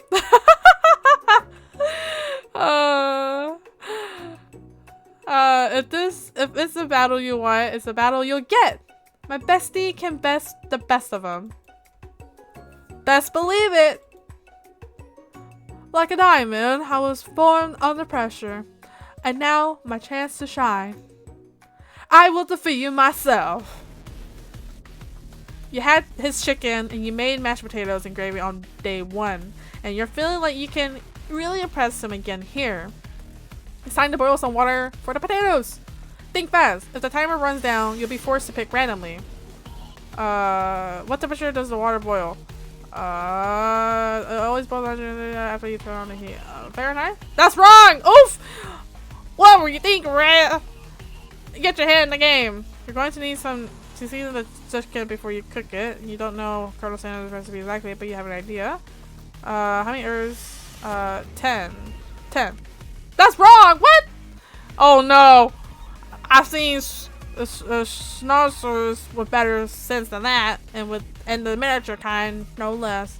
Now that you've got some basic steps going, it's time to elevate your craft. Uh-oh. What state of mind offers the most flavor?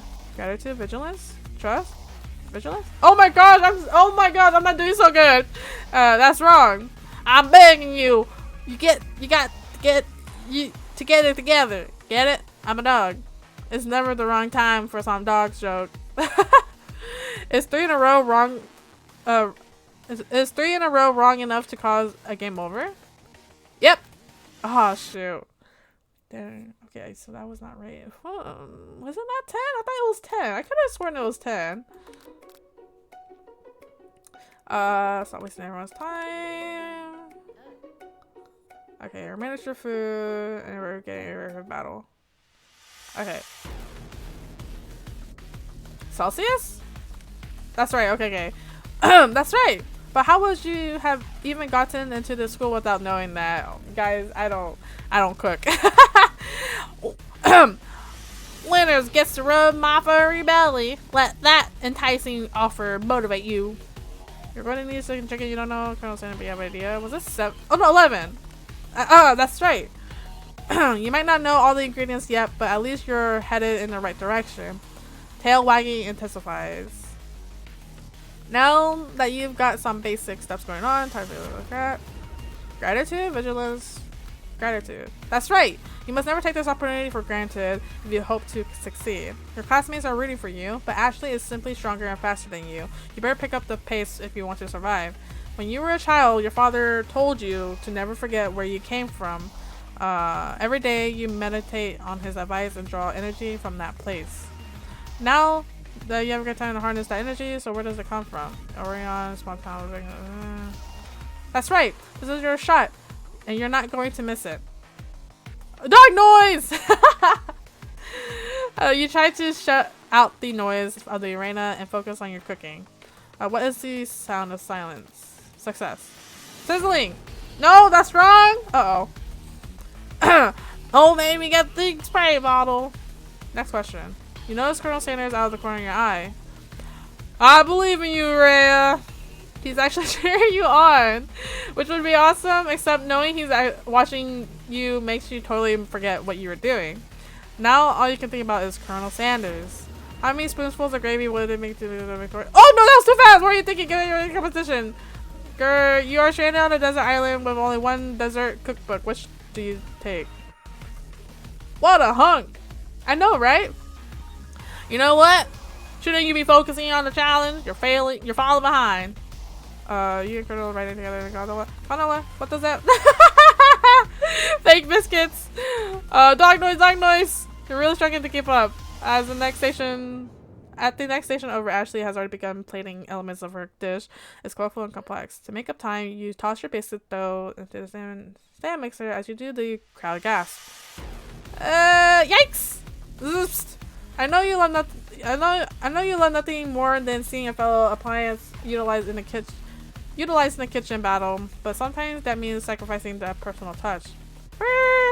You might not have any hands, but Rhea does, and a good shove. Rhea needs to be touching the dough to know when it's properly mixed. There's an easy way and a hard way. You don't get far by going that easy way. When you hear everyone talking, you realize how serious your error was. You immediately shove your hand into the mixture and rescue your dough before it's over mixed. Rhea, no! But you're not fast enough and your hand gets stuck. It's immediately crushed by the quickly spinning beaters. There's no way you'll be able to use that hand for the rest of the match. What? Oh my god. Colonel Sanders shakes his head in shame. What you often find is that the easy way can turn out much, much more difficult. Everyone stop what you're doing right now. This battle is over. It can't be. I was so close to finishing my dish. Sweetheart, look at your hand. You simply can't go on. Oh, that's too bad. And here I am with a complete dish, ready to serve.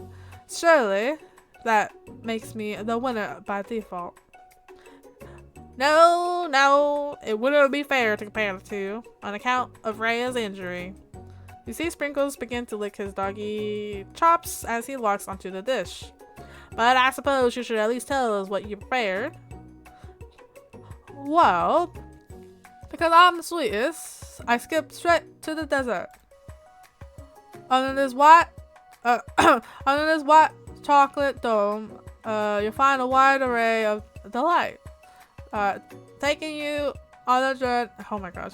taking you on a journey of flavor that tastes good and tells a story of excellence. I was going to ask Rhea to do the honor, but since you're injured, I'm afraid that pouring this cream of delicate hot chocolate sauce might be too difficult. Colonel Sanders, if you wouldn't mind. I'm turning southern with this British accent, guys. If you wouldn't mind, you mind lending me your strong, steady hand? Colonel Sanders pours the hot chocolate sauce on top of the dome, causing it to melt away, revealing the ingredients hidden within. Oh. Inside, you'll find a delicate fried cheese. Oh my gosh, how do you say these fancy words? Croquette?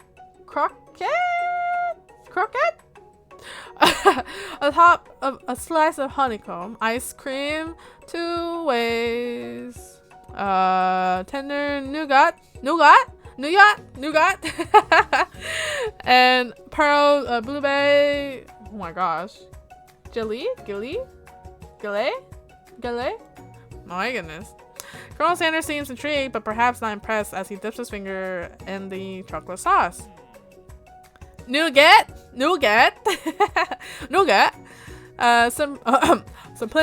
Okay, hold on. Simplicity isn't your strong suit, is it, Ashley? Oh, you. As he places a sauce-covered finger into his lips, Ashley leans over and whispers something into his ear. A dab of sauce sticks to his mustache. Internalize the rage you feel. Put yourself between Ashley and hold on. Internalize the rage you feel. Put myself between them. You reach out with your apron to wipe the sauce off of his glistening face. Colonel Sanders recoils and brushes you back. This goatee isn't just a fashion statement. It's also functional. I was saving that flavor for later. What? Wow. He was upset that we wiped off the mustache. I wonder if we get to try. Oh, we did get to try it again. Oh boy. Okay, we'll have to be quick.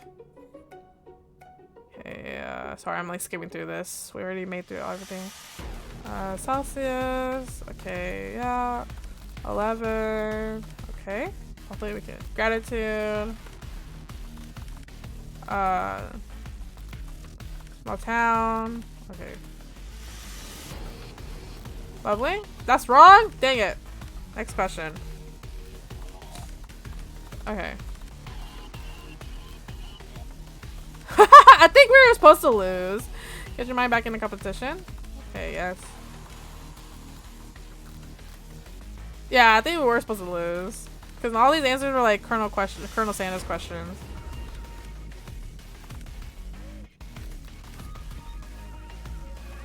Okay, hold on. I'm gonna just skip through this real quick. Internalize the rage you feel. Why did they make Colonel Sanders a Chad? I don't I don't know. Your rage burns so intensely within your eyes that they burst into flames. The flames cause your eyebrows to catch fire and turn to ash, and they fall off of your face, which means people will have a hard time understanding your emotions for the rest of the semester, perhaps forever. Embarrassed and ashamed by your poor performance, not to mention your crispy fried brow, you run for the quad to be alone. The beautiful weather feels like an insult. Inside of you, a storm rages. It's Colonel Sanders. He's probably here to tell you that he and Ashley are in love and have decided to get married. And he won't even ask you to cater his wedding because you're a terrible chef and an awful person. You try to hide from him, but he approaches you directly. I know you're hurting right now. Not just from the devastating loss, but from that run-in with the mixer and that small fire. You should get that checked out. I'm fine. Can't you just leave me alone? I'm a loser. I'm not fit to fill your fryer. I'll never be a master chef. Failure is a part of life. Not just for you, but for all of us. Don't you think I've never failed at anything before? That's exactly what I think. Well, think again. I wasn't always the man you see before you. Enrolled in culinary school, incredibly handsome, successful, motivated. Well, handsome, sure. I was born that way. But I walked other paths and arrived at dead ends. I was passionate about life, but I failed as an obstetrician?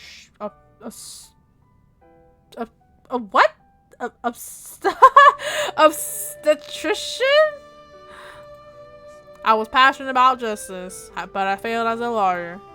I was passionate about livestock, but I even failed as a mule handler. That one was especially humiliating. Mules can be so cruel.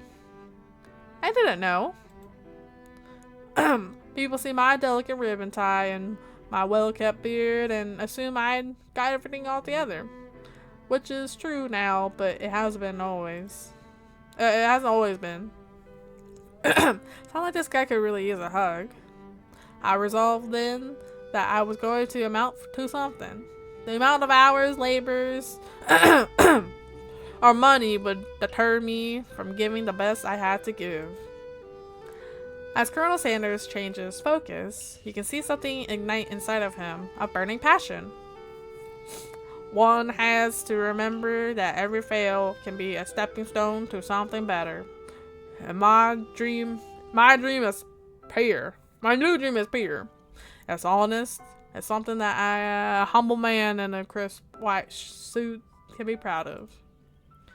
I will create a new chain of chicken restaurants that will bring joy to the entire world and make up for my past misdeeds. Yay! Just as your moment grows intimate, you're interrupted by a threatening, shadowy presence.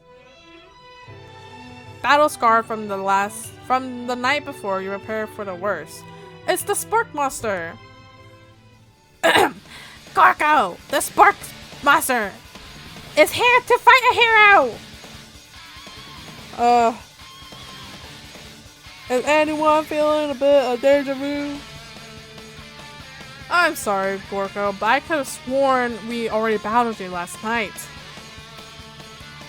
I was Gorko, my twin, and I, Gorko, am here to avenge them! Are you stronger than Gorko? Well, we're twins, so no, not really. We're pretty much exactly equal in every way. Why do you ask? Colonel Sanders smirks. He is already on the same page as you. It's just that we beat Borko pretty easily, so I don't think you have much of a chance, not to mention. I feel really guilty about that. If I could take it back, I would. I think what Rhea is saying is, can't we just be friends? Life's too short for making enemies.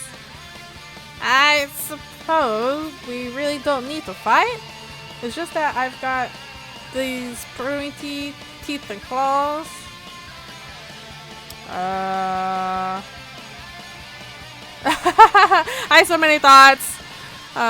All the better for enjoying tasty food. Surely you like to eat, don't we all? Of course I do. Inspiration strikes and you come up with a quick idea. Chomp on this! He tosses the biscuit into Gorko's open mouth and he devours it in one gulp. Delicious! You're much nicer than the evil students who once upon a time turned me into a creature who stands here today. A biscuit. I don't believe it. You were a human once? Oh no, I was a chihuahua. But I was still a student at the school. Until one day, okay, I think I'm done voice acting, guys. So one day, some mean kids with a magic spell book cast a dark enchantment on me and I was forever transformed. A magic spell book. Precisely. Borko used to have a copy, but somewhere along the way I've lost it. If you find such a book, I beg of you, respect it. You're a powerful chef, and shouldn't rely on such dark and evil magic. No, you should be protecting the innocent from those who would cheat them through sorcery and guile. If you need me, don't fear. I will be there. It sounds like it's not like there are some bad cooks in the kitchen of life. Rhea, together I am sure we can defeat them. Come back to my hideaway and we can discuss. A personal invite! You can't imagine what Colonel Sanders' home must be like, but it sounds like you're about to find out. Oh, wow! Oh my gosh, the baby has a beard, the mustache, and goatee. Oh no. Stepping inside Sanders' home, surrounded by his things, you start to feel a special bond with him. That is a beautiful view. The window. Okay. Looks like you live such an exciting life, Colonel Sanders. Every day can be an adventure if you approach it with the right attitude. Long ago, I made the decision to never stop searching, never stop working, never stop imagining. Have you been working on any new recipes on your own lately? I'm always excited to talk about food with another ambitious chef. Well, there is something. It's just a side dish that I've been tinkering with, trying to find the right balance of flavors and textures. I'm not sure I've nailed it yet, but I'm close. Colonel Sanders' eyes perk up as he starts to wonder what dish she might be describing. It's meant to pair with something spicy or something crispy. Both, perhaps? Now you've got him right where you want him. Should you reveal your new creation to him or keep it a secret just for you? I'll reveal it to him. You decide that you're as ready as you'll ever be to share your original cooking with Colonel Sanders. Before you can talk yourself out of it, you decide to dive in head first. You reach into your lunch bag and for a special dish that you've been keeping on ice all day. Okay. I present to you my original coleslaw. Oh, how pretty! The shredded cabbage dish glistens in the light of Colonel Sanders' hideaway. Magnificent! Together, you chow down the creamy slaw until just a spoonful remains in the bowl. Do you mind if I hold on to the last bite? I like to have it around so that I can admire its taste later and think back on this moment.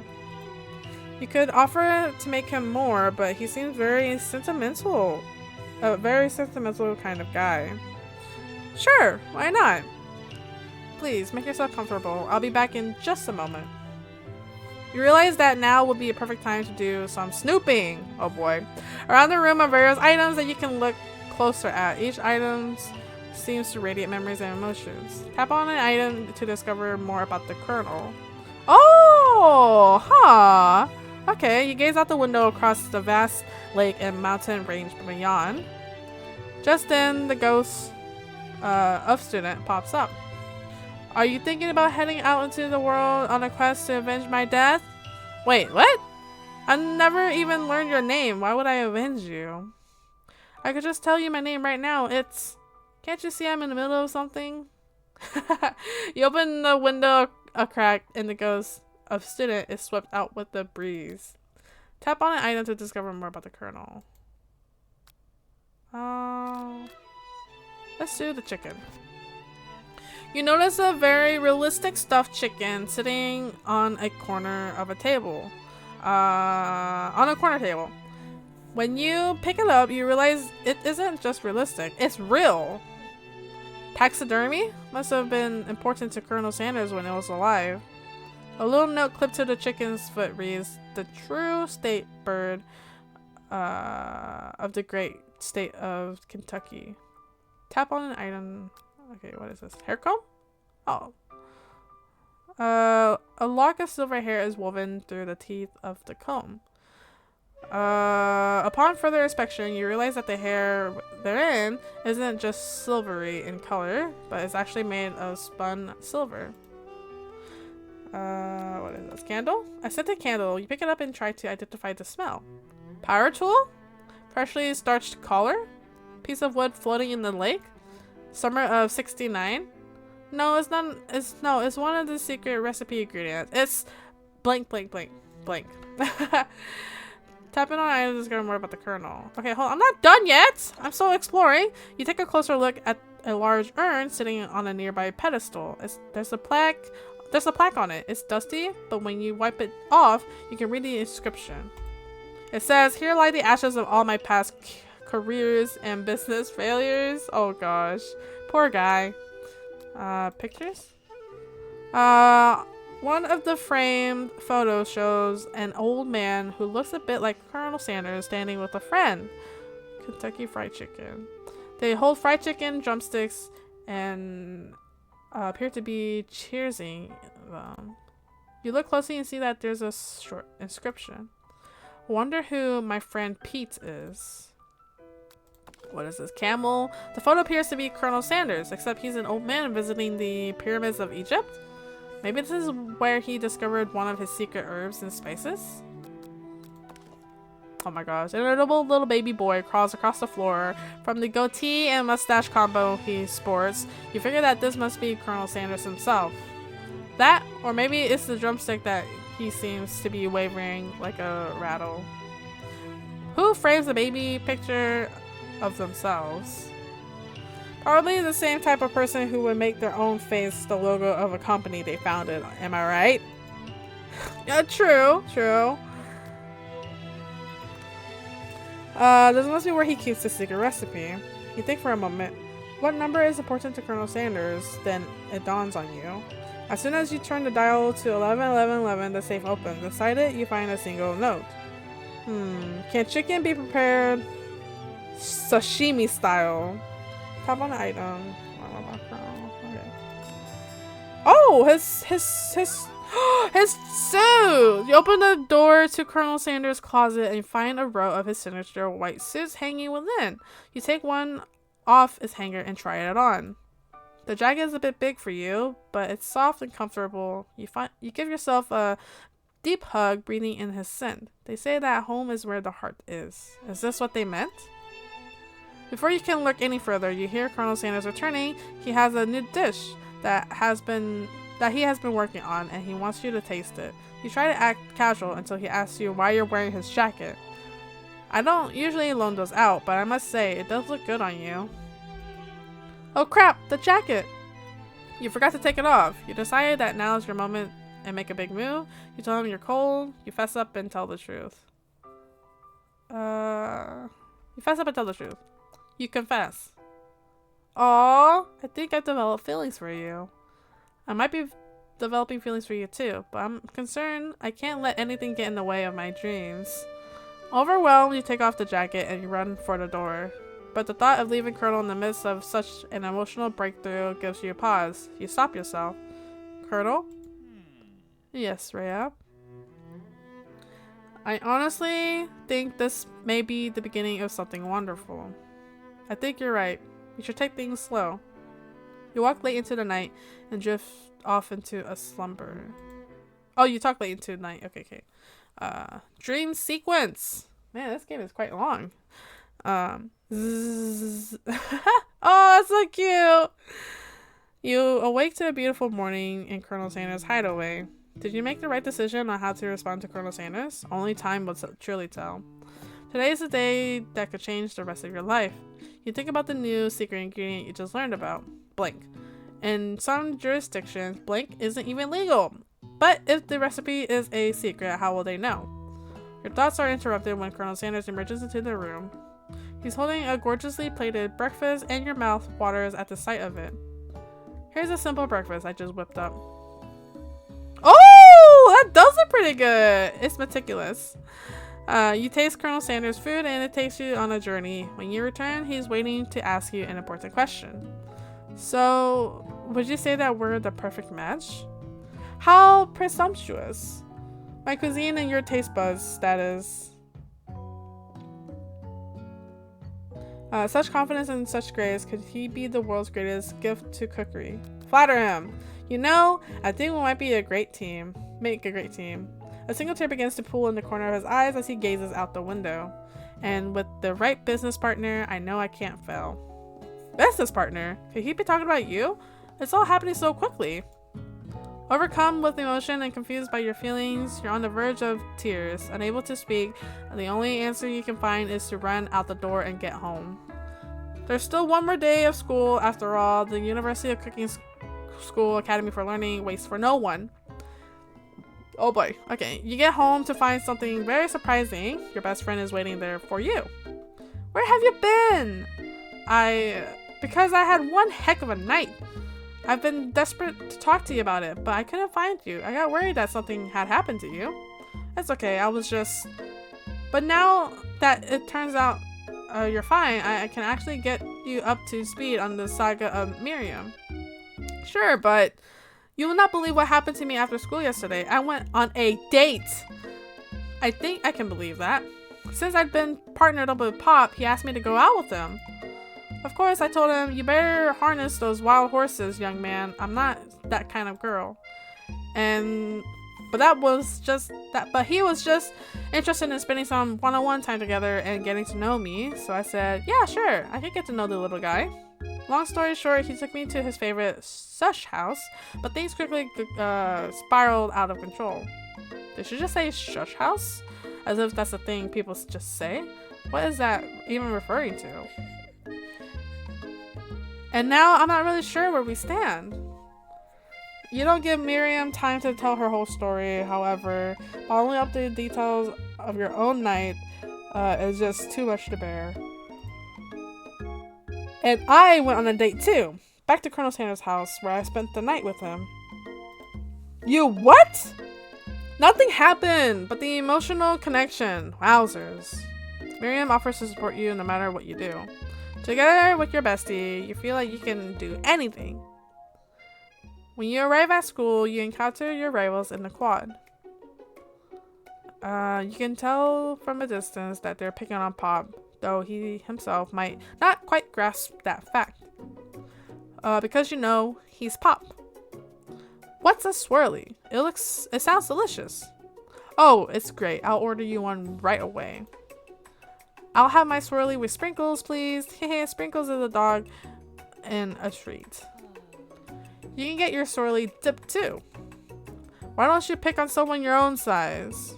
Because I'm literally the biggest person at this school. There is that horse that Colonel Sanders rides to school, but who would dare pick on such a gentle and beautiful creature? You've got some nerve, Rhea, suggesting I pick on a defenseless horse. Now you're twisting my words. I won't have it. You clench your face. You clench your fist, but the injury from yesterday's mixture mixer accident makes you wince with pain. Doesn't look like you can go on cooking like that. Might as well just give up. I'll never give up, ever. Colonel Sanders arrives just as it appears things are close to boiling over.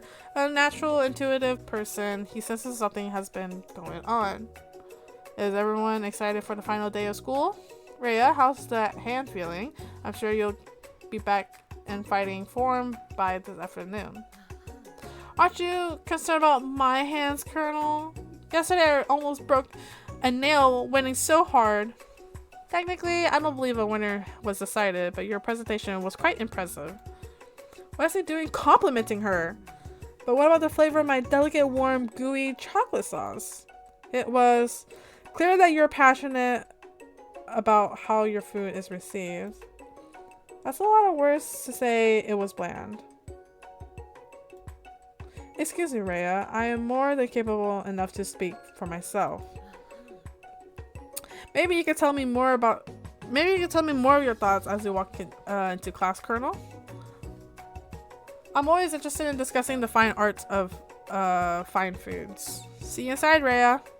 Annoyed by Colonel's inability to see Ashley for who you know she really is, you walk across the quad to get some distance. In an attempt to distract yourself from how slighted you feel by that interaction with Ashley, you take out the spell book you recovered yesterday and start flipping through the pages. Whoa, that's that book? It looks like bad news. It's just something I found lying around. It would appear to be some sort of grimoire. Grimoire Vice! Grimoire. And I don't really believe that in that magic stuff. It's Vice, guys! It's Vice! From Nier! A grimoire? Looks like a book of spells? I don't know. Who would spend so much time decorating a magic book if it weren't really powerful? I can tell... Oh, I can think of one surefire way to find out. You open to a page covered with arcane writings. Warnings. Cast only in case of extreme emergency. It says around the edges of the page. Oh, hold on. I could use a spell here that says it will erase anyone I choose from all of my memories. If I scrub out Colonel Sanders, it will probably help me focus better on the upcoming final exam. That is way drastic. Couldn't you do something like anything else not rooted in dark magic? Maybe tie a string around your finger? Okay, fine, it is drastic, but desperate times calls for desperate measures. And you've got a memory erasing spell sitting right in front of you and a pretty good excuse to try it out.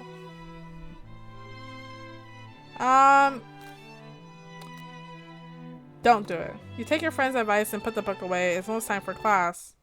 Sprinkles is already in the room, waiting for the students to arrive.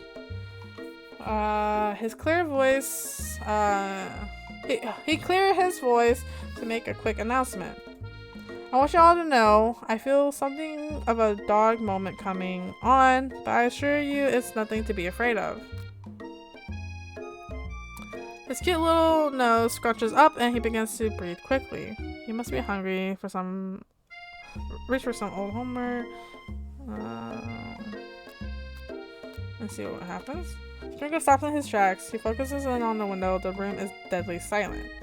When you follow his gaze, you see a tiny orange squirrel perched on the cherry tree outside. Sprinkles turns feral and runs to the window of the classroom. And he begins barking uncontrollably at the squirrel outside. Hi, McDouble. Hello. We're playing a dating simulation game for KFC, Colonel Sanders. But yeah. Terrence! I told you never to come back here, Terrence. I will destroy you, Terrence! Sprinkles is barking ferociously, drool flying off of his face. The squirrel looks over and he doesn't say anything back. You wonder, is that even a talking squirrel? Who named him Terrence? You better not show your chubby cheeks around here ever again. After Sprinkles After Sprinkles is satisfied that his presence has been felt by not only Terrence but any other squirrel is in hearing distance, he returns to his professional tone. I apologize for the outburst. This actually brings up an important point. Thank you, Rhea, for reminding me that to dole out this indispensable bit of wisdom. You see, but before he can go any further, Miam's love drama spills over into the class. Sprinkles is interrupted by sad whimpering coming from the back of the room. I told you to save it after class. But I miss you.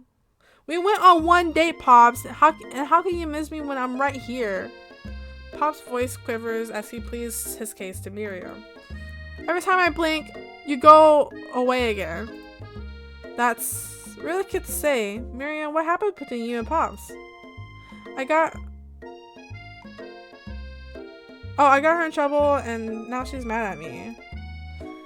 I didn't just get in trouble. I got yelled at by Pop's mother, who blames me for getting him banned from every museum we set foot in. Oh, so that's what you meant by shush house.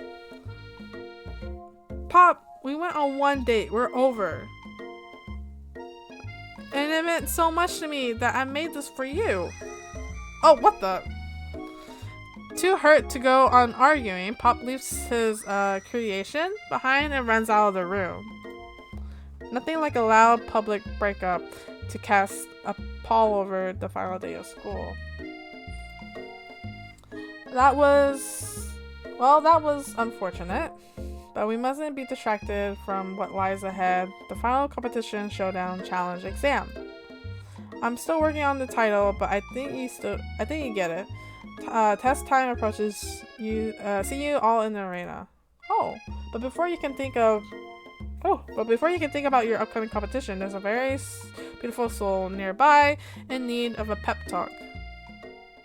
Hey Miriam, are you okay? Okay, I'm so mad I could smash a tiny mug, spilling several droplets of hot cocoa all over the floor.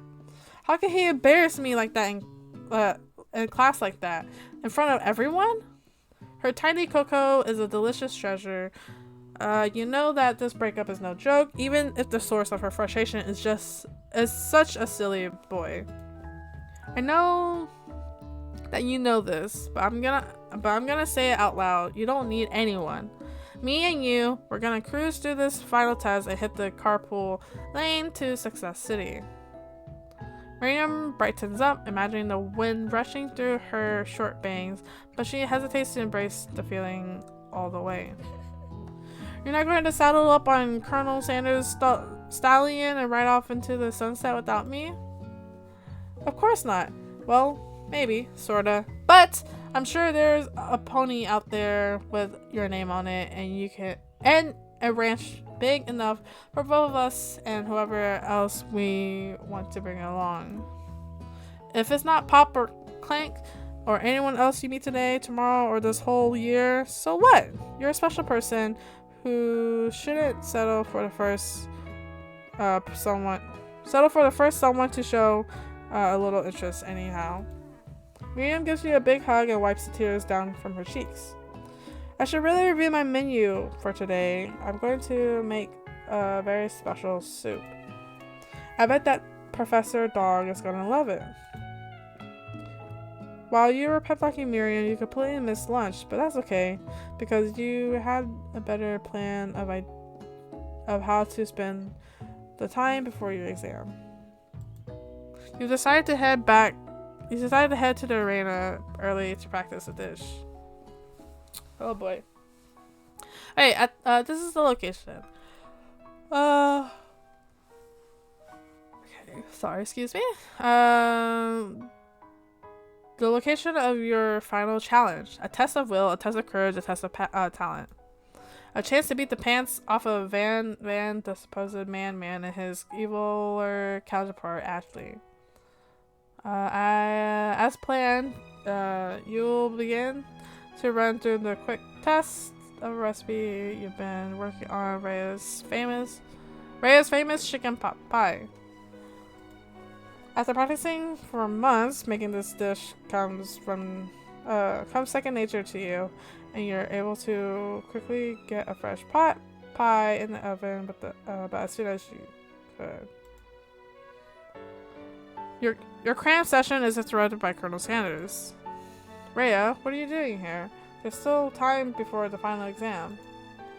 Oh, just taking it all in. I'm big into visualizing success. I'm looking at my station and picturing victory. The pot pie has begun to bake, and the smell is slowly filling the space around you. Okay. Visualizing, huh? That's not too bad. I was hoping you were cooking something delicious. You'd usually happily share your food with anyone who is hungry, but the last time you let Colonel Sanders get in your head, it cost you a cook-off. You decide that it's time to put your cooking above your romantic desires, but that decision gets hard to stick to when the oven timer goes off behind you. Man, fess up about your practice and ignore practice dish. Go get it. Okay, Rhea. Okay. You got me. I am hungry and want chicken now. Yeah, chicken sounds good. Chicken sounds good. I'm going to do a little bit more visualizing. I know. My nose can smell a pot pie from 400 yards. That's an oddly specific distance, but you'd expect nothing less from such an oddly specific man. You know, is Sir's KFC man? He seems to have a high sense of smell. You knew it was a pot pie just from the smell? Not just a pot pie, but a chicken pot pie with an all butter crust. My nose is telling me something else. Alright, hold on. Oh no, is it burning? Oh, haha, no. I can smell that it was made with the heaping help of TLC. But it'll probably start burning any second if you don't pull it out. The moment of truth. Oh, that is so good. Y'all, I'm gonna go get myself some KFC later. Maybe. We'll see. I've had KFC in a long time. I'll have to see what they have. Wow. It's the best pot pie I've ever tasted. I've always loved country cooking, and I could eat this all day. Pot pies are good. Have you guys ever had a chicken pot pie? That stuff is good. There's no time left. The final showdown is about to begin. Sprinkles lay down the ground rules. There are no rules. That is, except to cook with everything you've got. You step up for the cook-off of a lifetime. You decide that mac and cheese plus the pot pie you've been practicing are just the dishes that'll push you over the edge to victory. Meanwhile, both Van and Ashley are prepping wildly elaborate dishes per their usual over-the-top shells.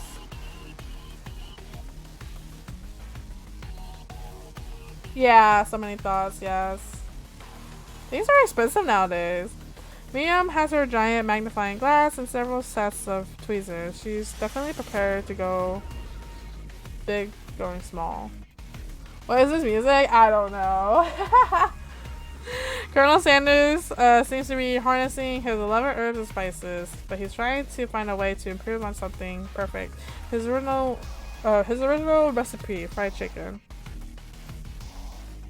The intensity of this in this room starts at a full 10 out of 10. That's a typo. It starts at a full 10 out of 10 with a frenzy of action. Everyone is calling out really cool special cooking moves as they prepare their food. Wow, this is getting serious. Colonel Sanders batters his chicken as it levitates through the air. Egg wash? Oh no, they are like battling out with the call-outs, the skill call-outs. Miriam furiously injects ingredients into a itty-bitty pot of broth. Best friend Baster Blaster. Vehement flexes his pectorals as he chops open a sea urchin. Let's rockin' Ashley scoops her pastries off the tray with lightning speed. Shallow personality spatula. Even Crank gets in on it. 5-dial pressure point chicken cooking technique. Wait, when did Crank learn to speak English? It's the singularity, as was foretold. We mustn't let it happen, or the appliance uprising will take us all. Self-destruct. Bayman quickly unplugs Clank and rolls him out of the back of the room, back door of the arena. As you frantically prepare your dish, you notice Ashley has her spell book out. Is she going to use some dark magic to turn the tide? You've got a book of your own, and you're desperate not to see her win another battle. Should you take this opportunity to fight magic with magic, even if it's absolutely certainly evil magic? Cast a spell, yes. We'll do it. You take out your own spellbook and let your instincts guide you to a page you've never seen before. It's a summoning spell that will conjure up a spork monster. Now seems like a good time to add some chaos to the mix. You have summoned me? Ah, the broom cooking arena. So many fond memories of battling in this place in my old life. In your old life? I wasn't always the monster you see before me, no. Once I was a student, but like yourself who attended the school. Fork Monster notices the book you're holding. I see what's going on here. These aren't going your way, huh? Been there, my friend. I tried to cast a spell on myself to imbue my body with the powers of my favorite foods.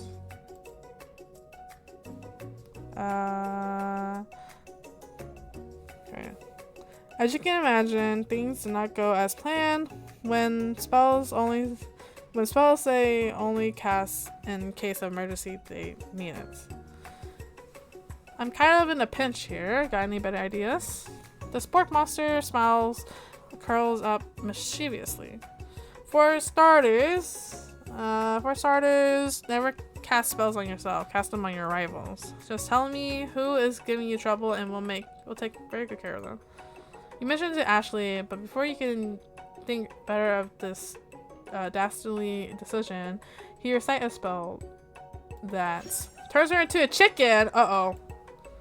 Now a mere bird, she flaps her wings and glides off into the produce section of the arena, far from her station. Oh, okay, gotta go, bye! Uh-oh, this could be dangerous. You're immediately racked with guilt over this act of blatant transmogrification. Oh my goodness. You don't know what to do. It would be poetic justice for Ashley to live out the rest of her days as a chicken, and yet that seems unspeakably cruel. After all, it's just cooking up a dish. He'll try to save her. You turn to the next page, you cast a reversal spell. Chicken Ashley immediately transforms back into herself. Bach? She's in shock and still exhibiting some chicken-like movements, but otherwise appears to be alright. Is it just me, or does the chicken seem remarkably fresh today? Right, then you realize that Colonel Sanders witnessed your entire sabotage. He is not impressed. Hold on. Okay. Your heart sinks as you think of how much you might have disappointed him and ruined your chances of any kind of future together. Having suffered this huge setback, you don't know how you could ever win. Summon extra power from deep within yourself. I can do this. I have what it takes. I came here to win. Your hair turns mac and cheese orange as a culinary energy flows through your body. Oh, Oh. My heart is pure, my hands are steady, my taste buds have been preparing their entire lives for... Yes, Rhea, you're the chosen one. You'll avenge me. The power you've been summoning immediately phased back out. You interrupted my inspiring monologue. Sorry. My heart is pure. My hand is steady. My taste buds have been preparing their entire life for this moment. I will show the world my cookery. You begin to levitate off the ground. Energy courses through your body.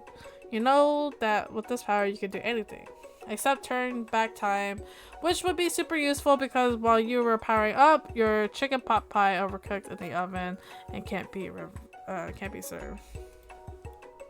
But don't worry, Rhea. Don't worry, dear Rhea. You may have suffered some setbacks, but all is not lost. Impressed with your fortitude, Colonel Sanders decided that you have earned his support.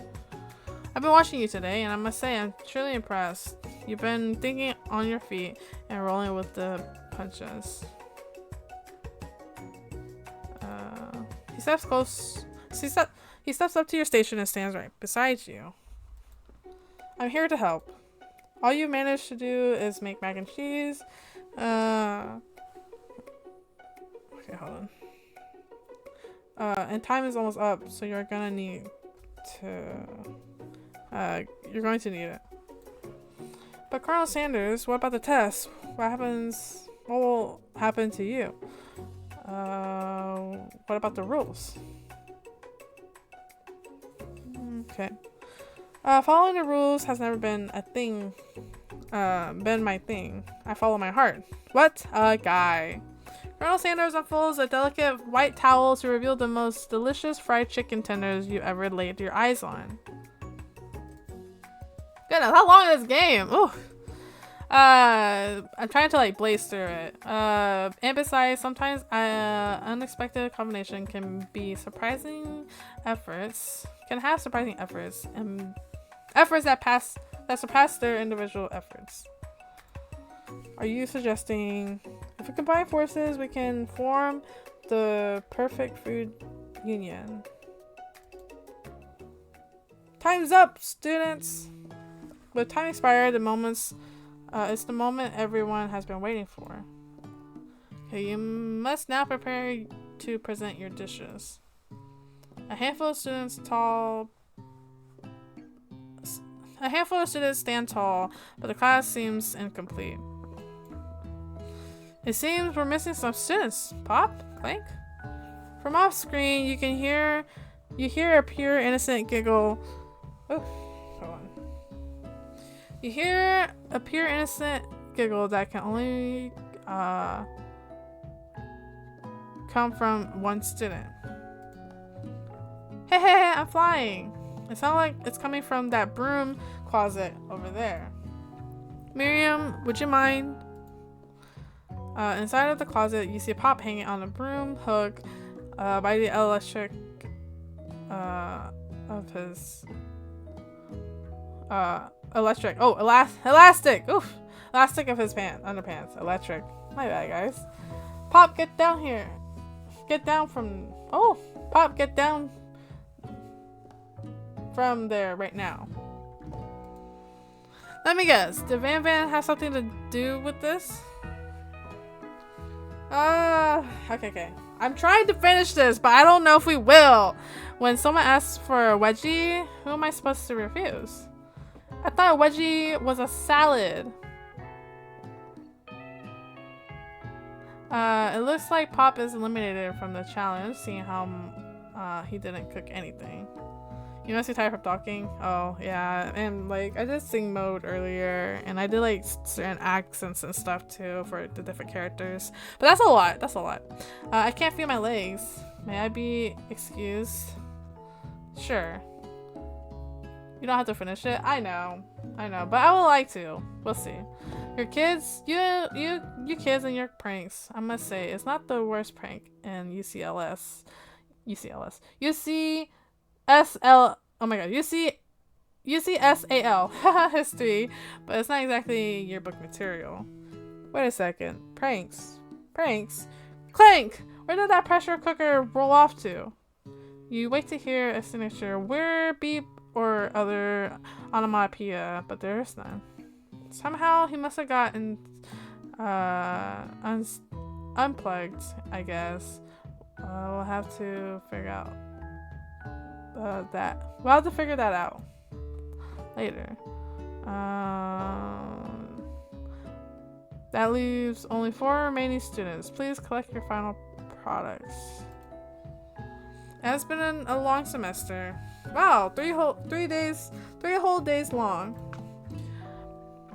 But after days of working hard, the time has come for me to eat.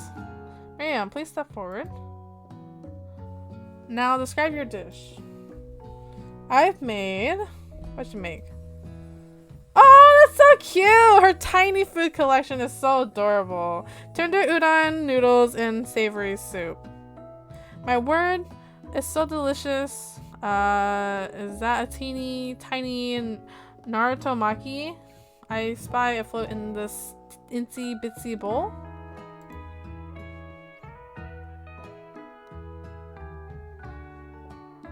My voice? Oh gosh. My voice was not that good. But I'm glad that you enjoy hearing my voice. So many thoughts. Yes, Chef. Please call me Sprinkles. Chef is my father's name. Yes, Sprinkles. And some green tea made from baby tea leaves that I picked myself. Sprinkles carefully sniffs around the dish before opening his mouth and letting just the tip of his pink dog tongue dip into the bowl. Sublime. Sublime. Would anyone else like a taste? Oh, come on. I'm not one of those dogs who doesn't floss. I even have a really cute electric toothbrush for dogs. Fine. I'll enjoy it all by myself. In a flash, the entire meal has been devoured. Not that it only took much. It was much lesser than a thimble worth of soup. A+. Rarely do I taste a dish with as much love poured into it as yours. Miriam is overjoyed. She gives you a huge hug. Thank you, Rhea, for helping me to believe in myself. Van, you're up. Now describe your dish. I made uni over smooth egg custard in an axe ham urchin shell, topped with caviar. Did you skewer one type of urchin with spines from a second different colored type of urchin? Yes, Sprinkles. A bit much, don't you think? That's exactly why I did it. A bit much is kind of my brand. Doesn't it look cool? Sprinkle leans in to sniff the uni, but he can't get his nose close on amount of all the spikes. He begins to paw at it erratically, causing the custard to slosh around. Dog noise! Please be gentle with my cuisine. Grrr.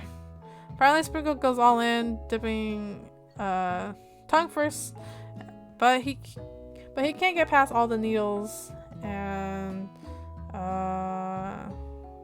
he reels back as his tongue poked and prodded. Youch! My tongue! The professor appears to be having some allergic reaction to the sting. Uh-oh. I can't eat this. It keeps poking my tongue. Disqualified. A sudden turn of events. Who would have thought that serving food in a bowl made of needles can make it difficult to eat? Dejected, Van does not go gentle into the night. Disqualified for glamour? Don't discount the simplicity. Hi, Weeb! Hello! We're playing Colonel Sanders!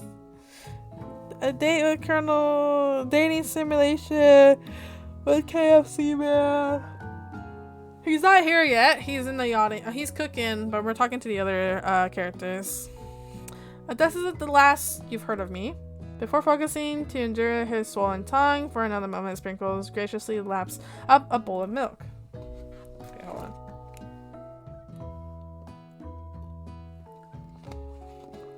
I know. Yeah, I'm a dog and I drink milk. Get over it.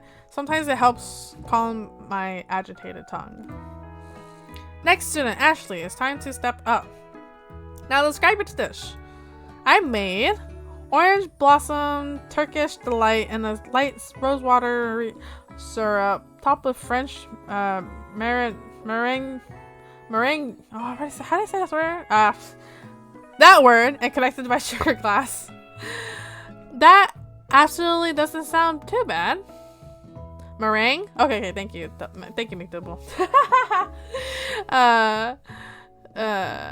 Indeed, it's quite delightful. However, I like that you ask... Oh, I ask that you please refrain from eating it or attempt to taste it in any way. It's very fragile and meant to be a display piece. Don't eat the food? At a cooking school? Got toast in your ears or something, Rhea? I told you, it's a display piece. Ashley, I must say, it is beautiful. However, this is a cooking competition at a cooking school. Yes, which is why I cooked it and did an extremely good job cooking on it too. I didn't realize that we were having an eating exam. If I wanted to be judged on eating, I'd go to College of Eating, School for the Hungry. Oh boy. I suppose you can smell it if you absolutely insisted. But don't breathe too hard. You might disrupt the sugar spiral. If the food cannot be eaten, it cannot be judged. You are disqualified. Oof! Rage overtakes Ashley, and she finally cannot keep her two-faced routine up. You wouldn't know high-end cuisine if it cooked you. And with that, Ashley storms off to rededicate herself to being the best, but this time without being shackled by trying to be fake nice and liked by everyone. This isn't the last you've heard of me either. If this class gets much smaller, I'll be teaching myself. You and Colonel Sanders, the final cooks, step up together. 2 chefs? Oh, looks good. The mac and cheese. What began as a bowl of delicious mac and cheese has become something else. He examines it closely, sniffing and eyeing the bowl. Uh-oh, I don't have a good feeling about this. From somewhere in the room, a literal drum roll plays.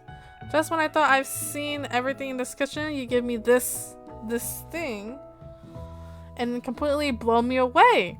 In my 49 dog years of life, I have never tasted anything so delicious and perfectly balanced.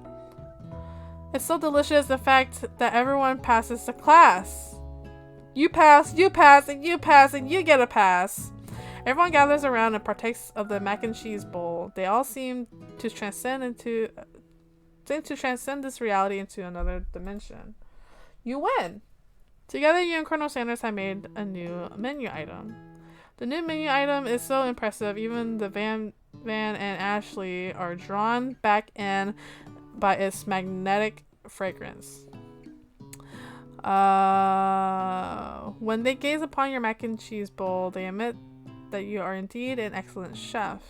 Sprinkles declare that you have passed. Everyone has passed. There were supposed to be more battles, but come on now. How could they be better than this one?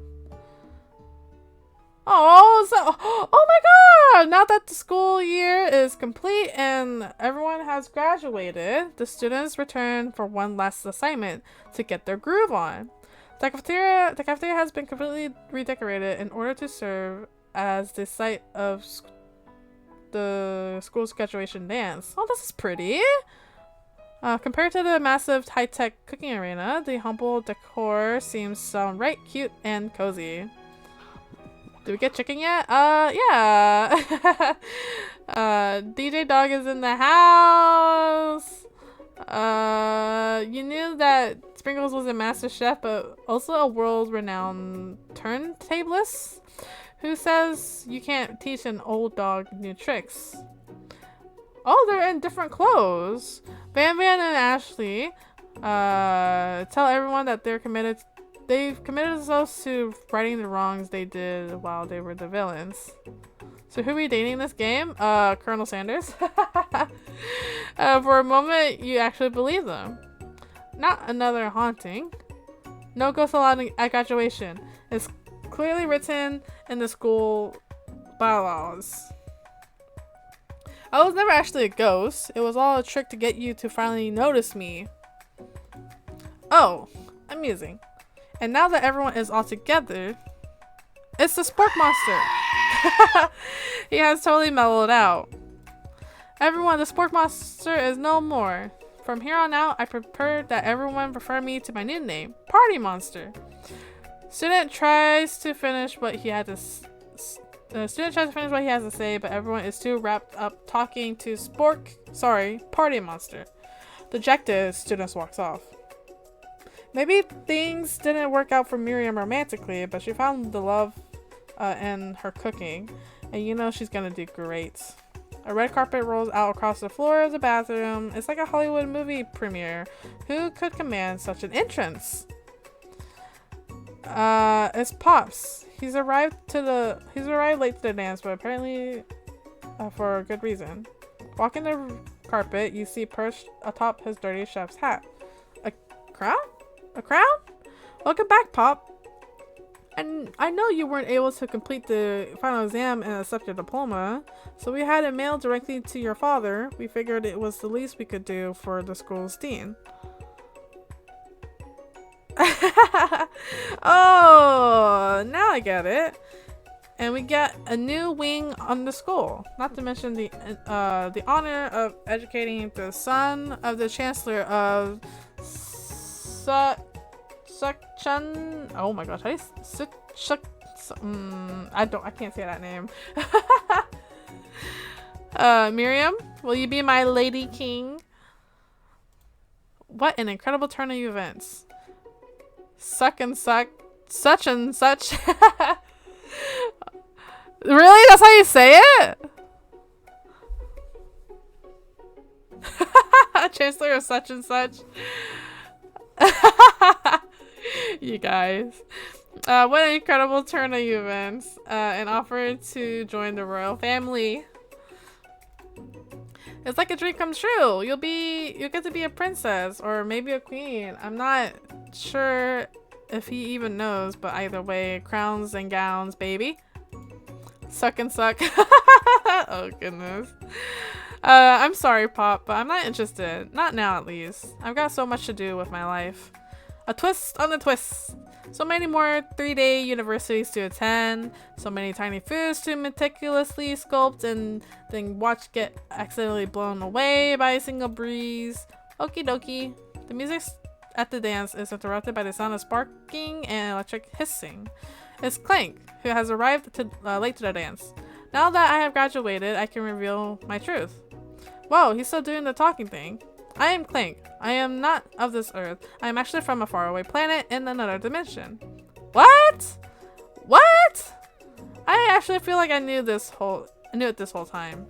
Now that I actually learned the ways of your kind, I must return. Uh-oh. A portal opens up and Clank disappears through it. Finally, Colonel Sanders arrives. Oh wow, he's in casual wear? A t-shirt and like some khakis with his watch? Howdy, classmates. Just like the first day you met him, he has come prepared to feed the entire class. However, it's not enough to just give them a bucket of chicken. This time, it's a full meal. Oh, that looks so good. I didn't get to be the most famous chicken man in the history of chicken and man, but by not reminding people to go out and buy my chicken. Aww. What does that have to do with raising up the colonel? I don't know. The end? Really? This is it? No, it's not the end. As everyone feasts, oh my gosh! As everyone feasts on their delicious chicken dinner, Colonel Sanders finds you sitting at the edge of the dance floor. Rhea, what are you doing sitting all alone? Oh, you know, just waiting for the right person to ask me to dance. I wonder, might you tell me, what are the qualities that you would expect to find in such a lucky person? Off the top of my head, oh, I don't know, a spicy musk, a tidy goatee, and a degree from the University of Cooking School Academy for Learning, just to name a few. It truly is my lucky day. Would you dance with me? Oh, yes, I would love to. As you glide across the dance floor, hand in hand with Colonel Sanders, this future stretches out in front of you. And once my 100th franchise is up and running, I'll be ready to take a day off, and I'll be so glad to spend it together with you, Rhea. How sweet! We'll work together and play together. Colonel Sanders stops dead in his tracks. Work together? Well, I think this is something I'll just need to do by myself. But who will help you run your restaurants? I don't believe I need help. Besides, based on your time at school here, do you really think running restaurants is the best path forward? Could it be you found a love connection but failed to earn respect as a chef? Can you live with only half of him? Will you be able to endure sharing him with his other love, the life of an entrepreneur? I suppose I could enroll at pastry school. Oh, my dear Rhea, I'm sure that you'll find your place eventually. Oh, and along the way, you'll have me by your side. The end. Really? Oh boy. Hi, Beef.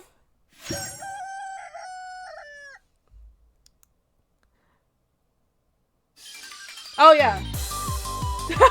Look at this. You guys just got this just in time.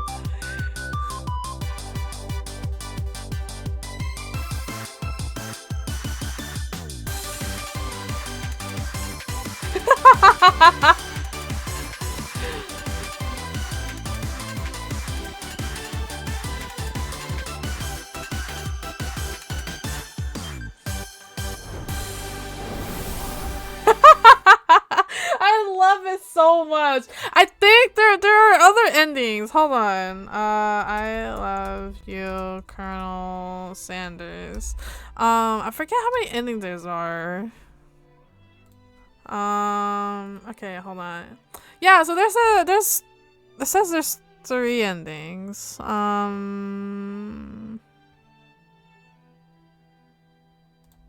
But we just got the ending. He loves us, but he doesn't love us.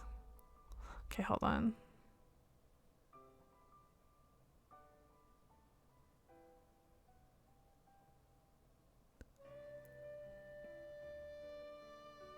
Oh, okay. But we got a good ending. I mean, we won his love but not respect as a chef. And the other one was receive a coupon.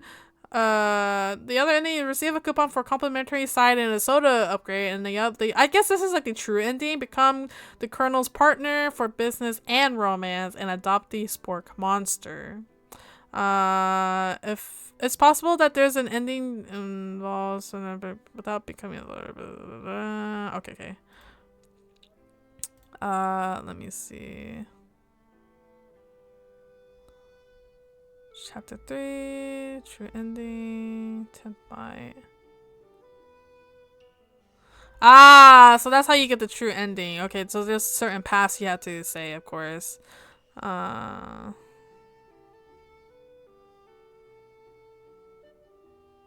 Okay. Well, maybe I can save it for some other time. Maybe we can come back to this game next time and try to get the true ending. But yeah, but that's pretty much it. Wow. Oh gosh. It's beef. Oh, hold on, sorry, beef. Beef. Hello. How we all do? We're doing good.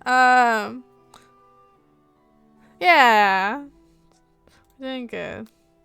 But almost forgot.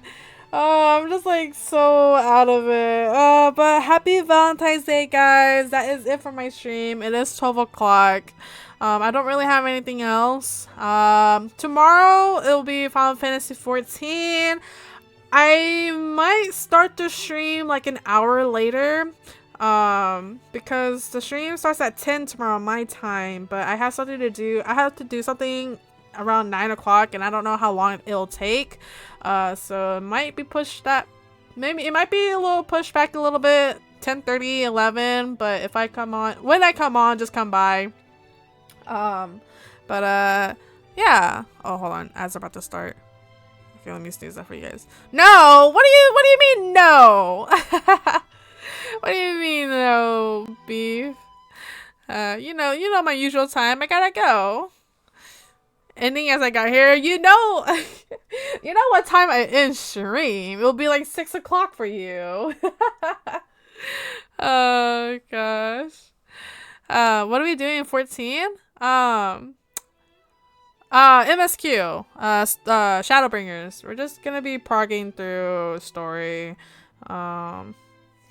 My main focus for 14 streams is just mostly checking through story. Any side content stuff, I just do it off stream.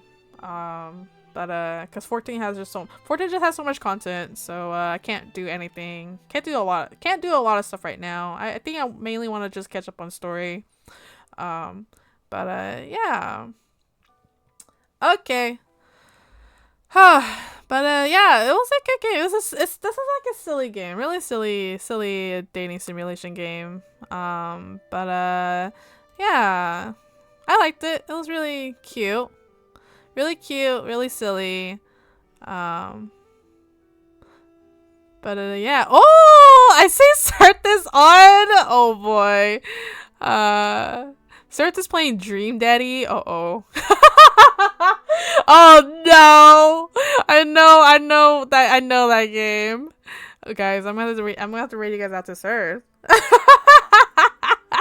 Seth is gonna be playing Dream Daddy. Oh my gosh! I wish I could tune in for it. I would definitely have to check out his VOD later for this game.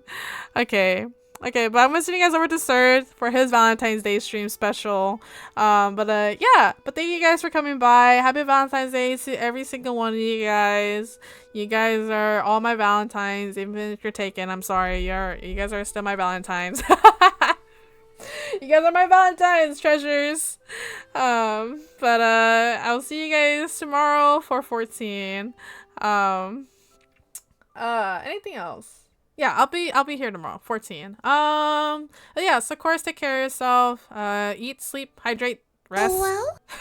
Eat, sleep, hydrate, and rest, guys. It's cold. Stay warm. Take care of your health.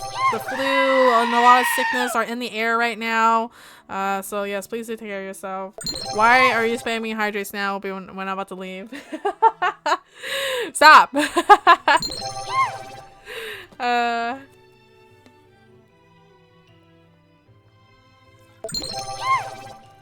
Stretch. Okay, stop guys, hurry. I can only hold you guys for so long before ads play. I'm trying to send you guys off before ads plays. Okay, but thank you guys. And yes, of course, have yourself a good morning, a good afternoon, and a good evening. And have yourself a good morning, a good afternoon, a good evening, and a good night, treasures in chat. And I'll see you guys all tomorrow for 14. I'm sending you guys over to Sir while he plays Dream Daddy. Gonna be highly judging him, but it's okay. Judging him with good intentions. I'm surprised he's playing Dream Daddy. I'm honestly surprised, but we'll see how it goes. I'll definitely check his VOD for this later. But yeah. Where is he? Sir, there he is. Alrighty. He's in the suit! Hello? Oh my gosh, Shirt is dressed up! Oh my gosh! He looks so good, guys. Okay, let's go over. I'm seeing you guys over there. Yeah, he's in a suit! Make your dreams Okay, come true. bye guys. I'll see you guys over there, okay? I'll hang out for a little bit. Take care.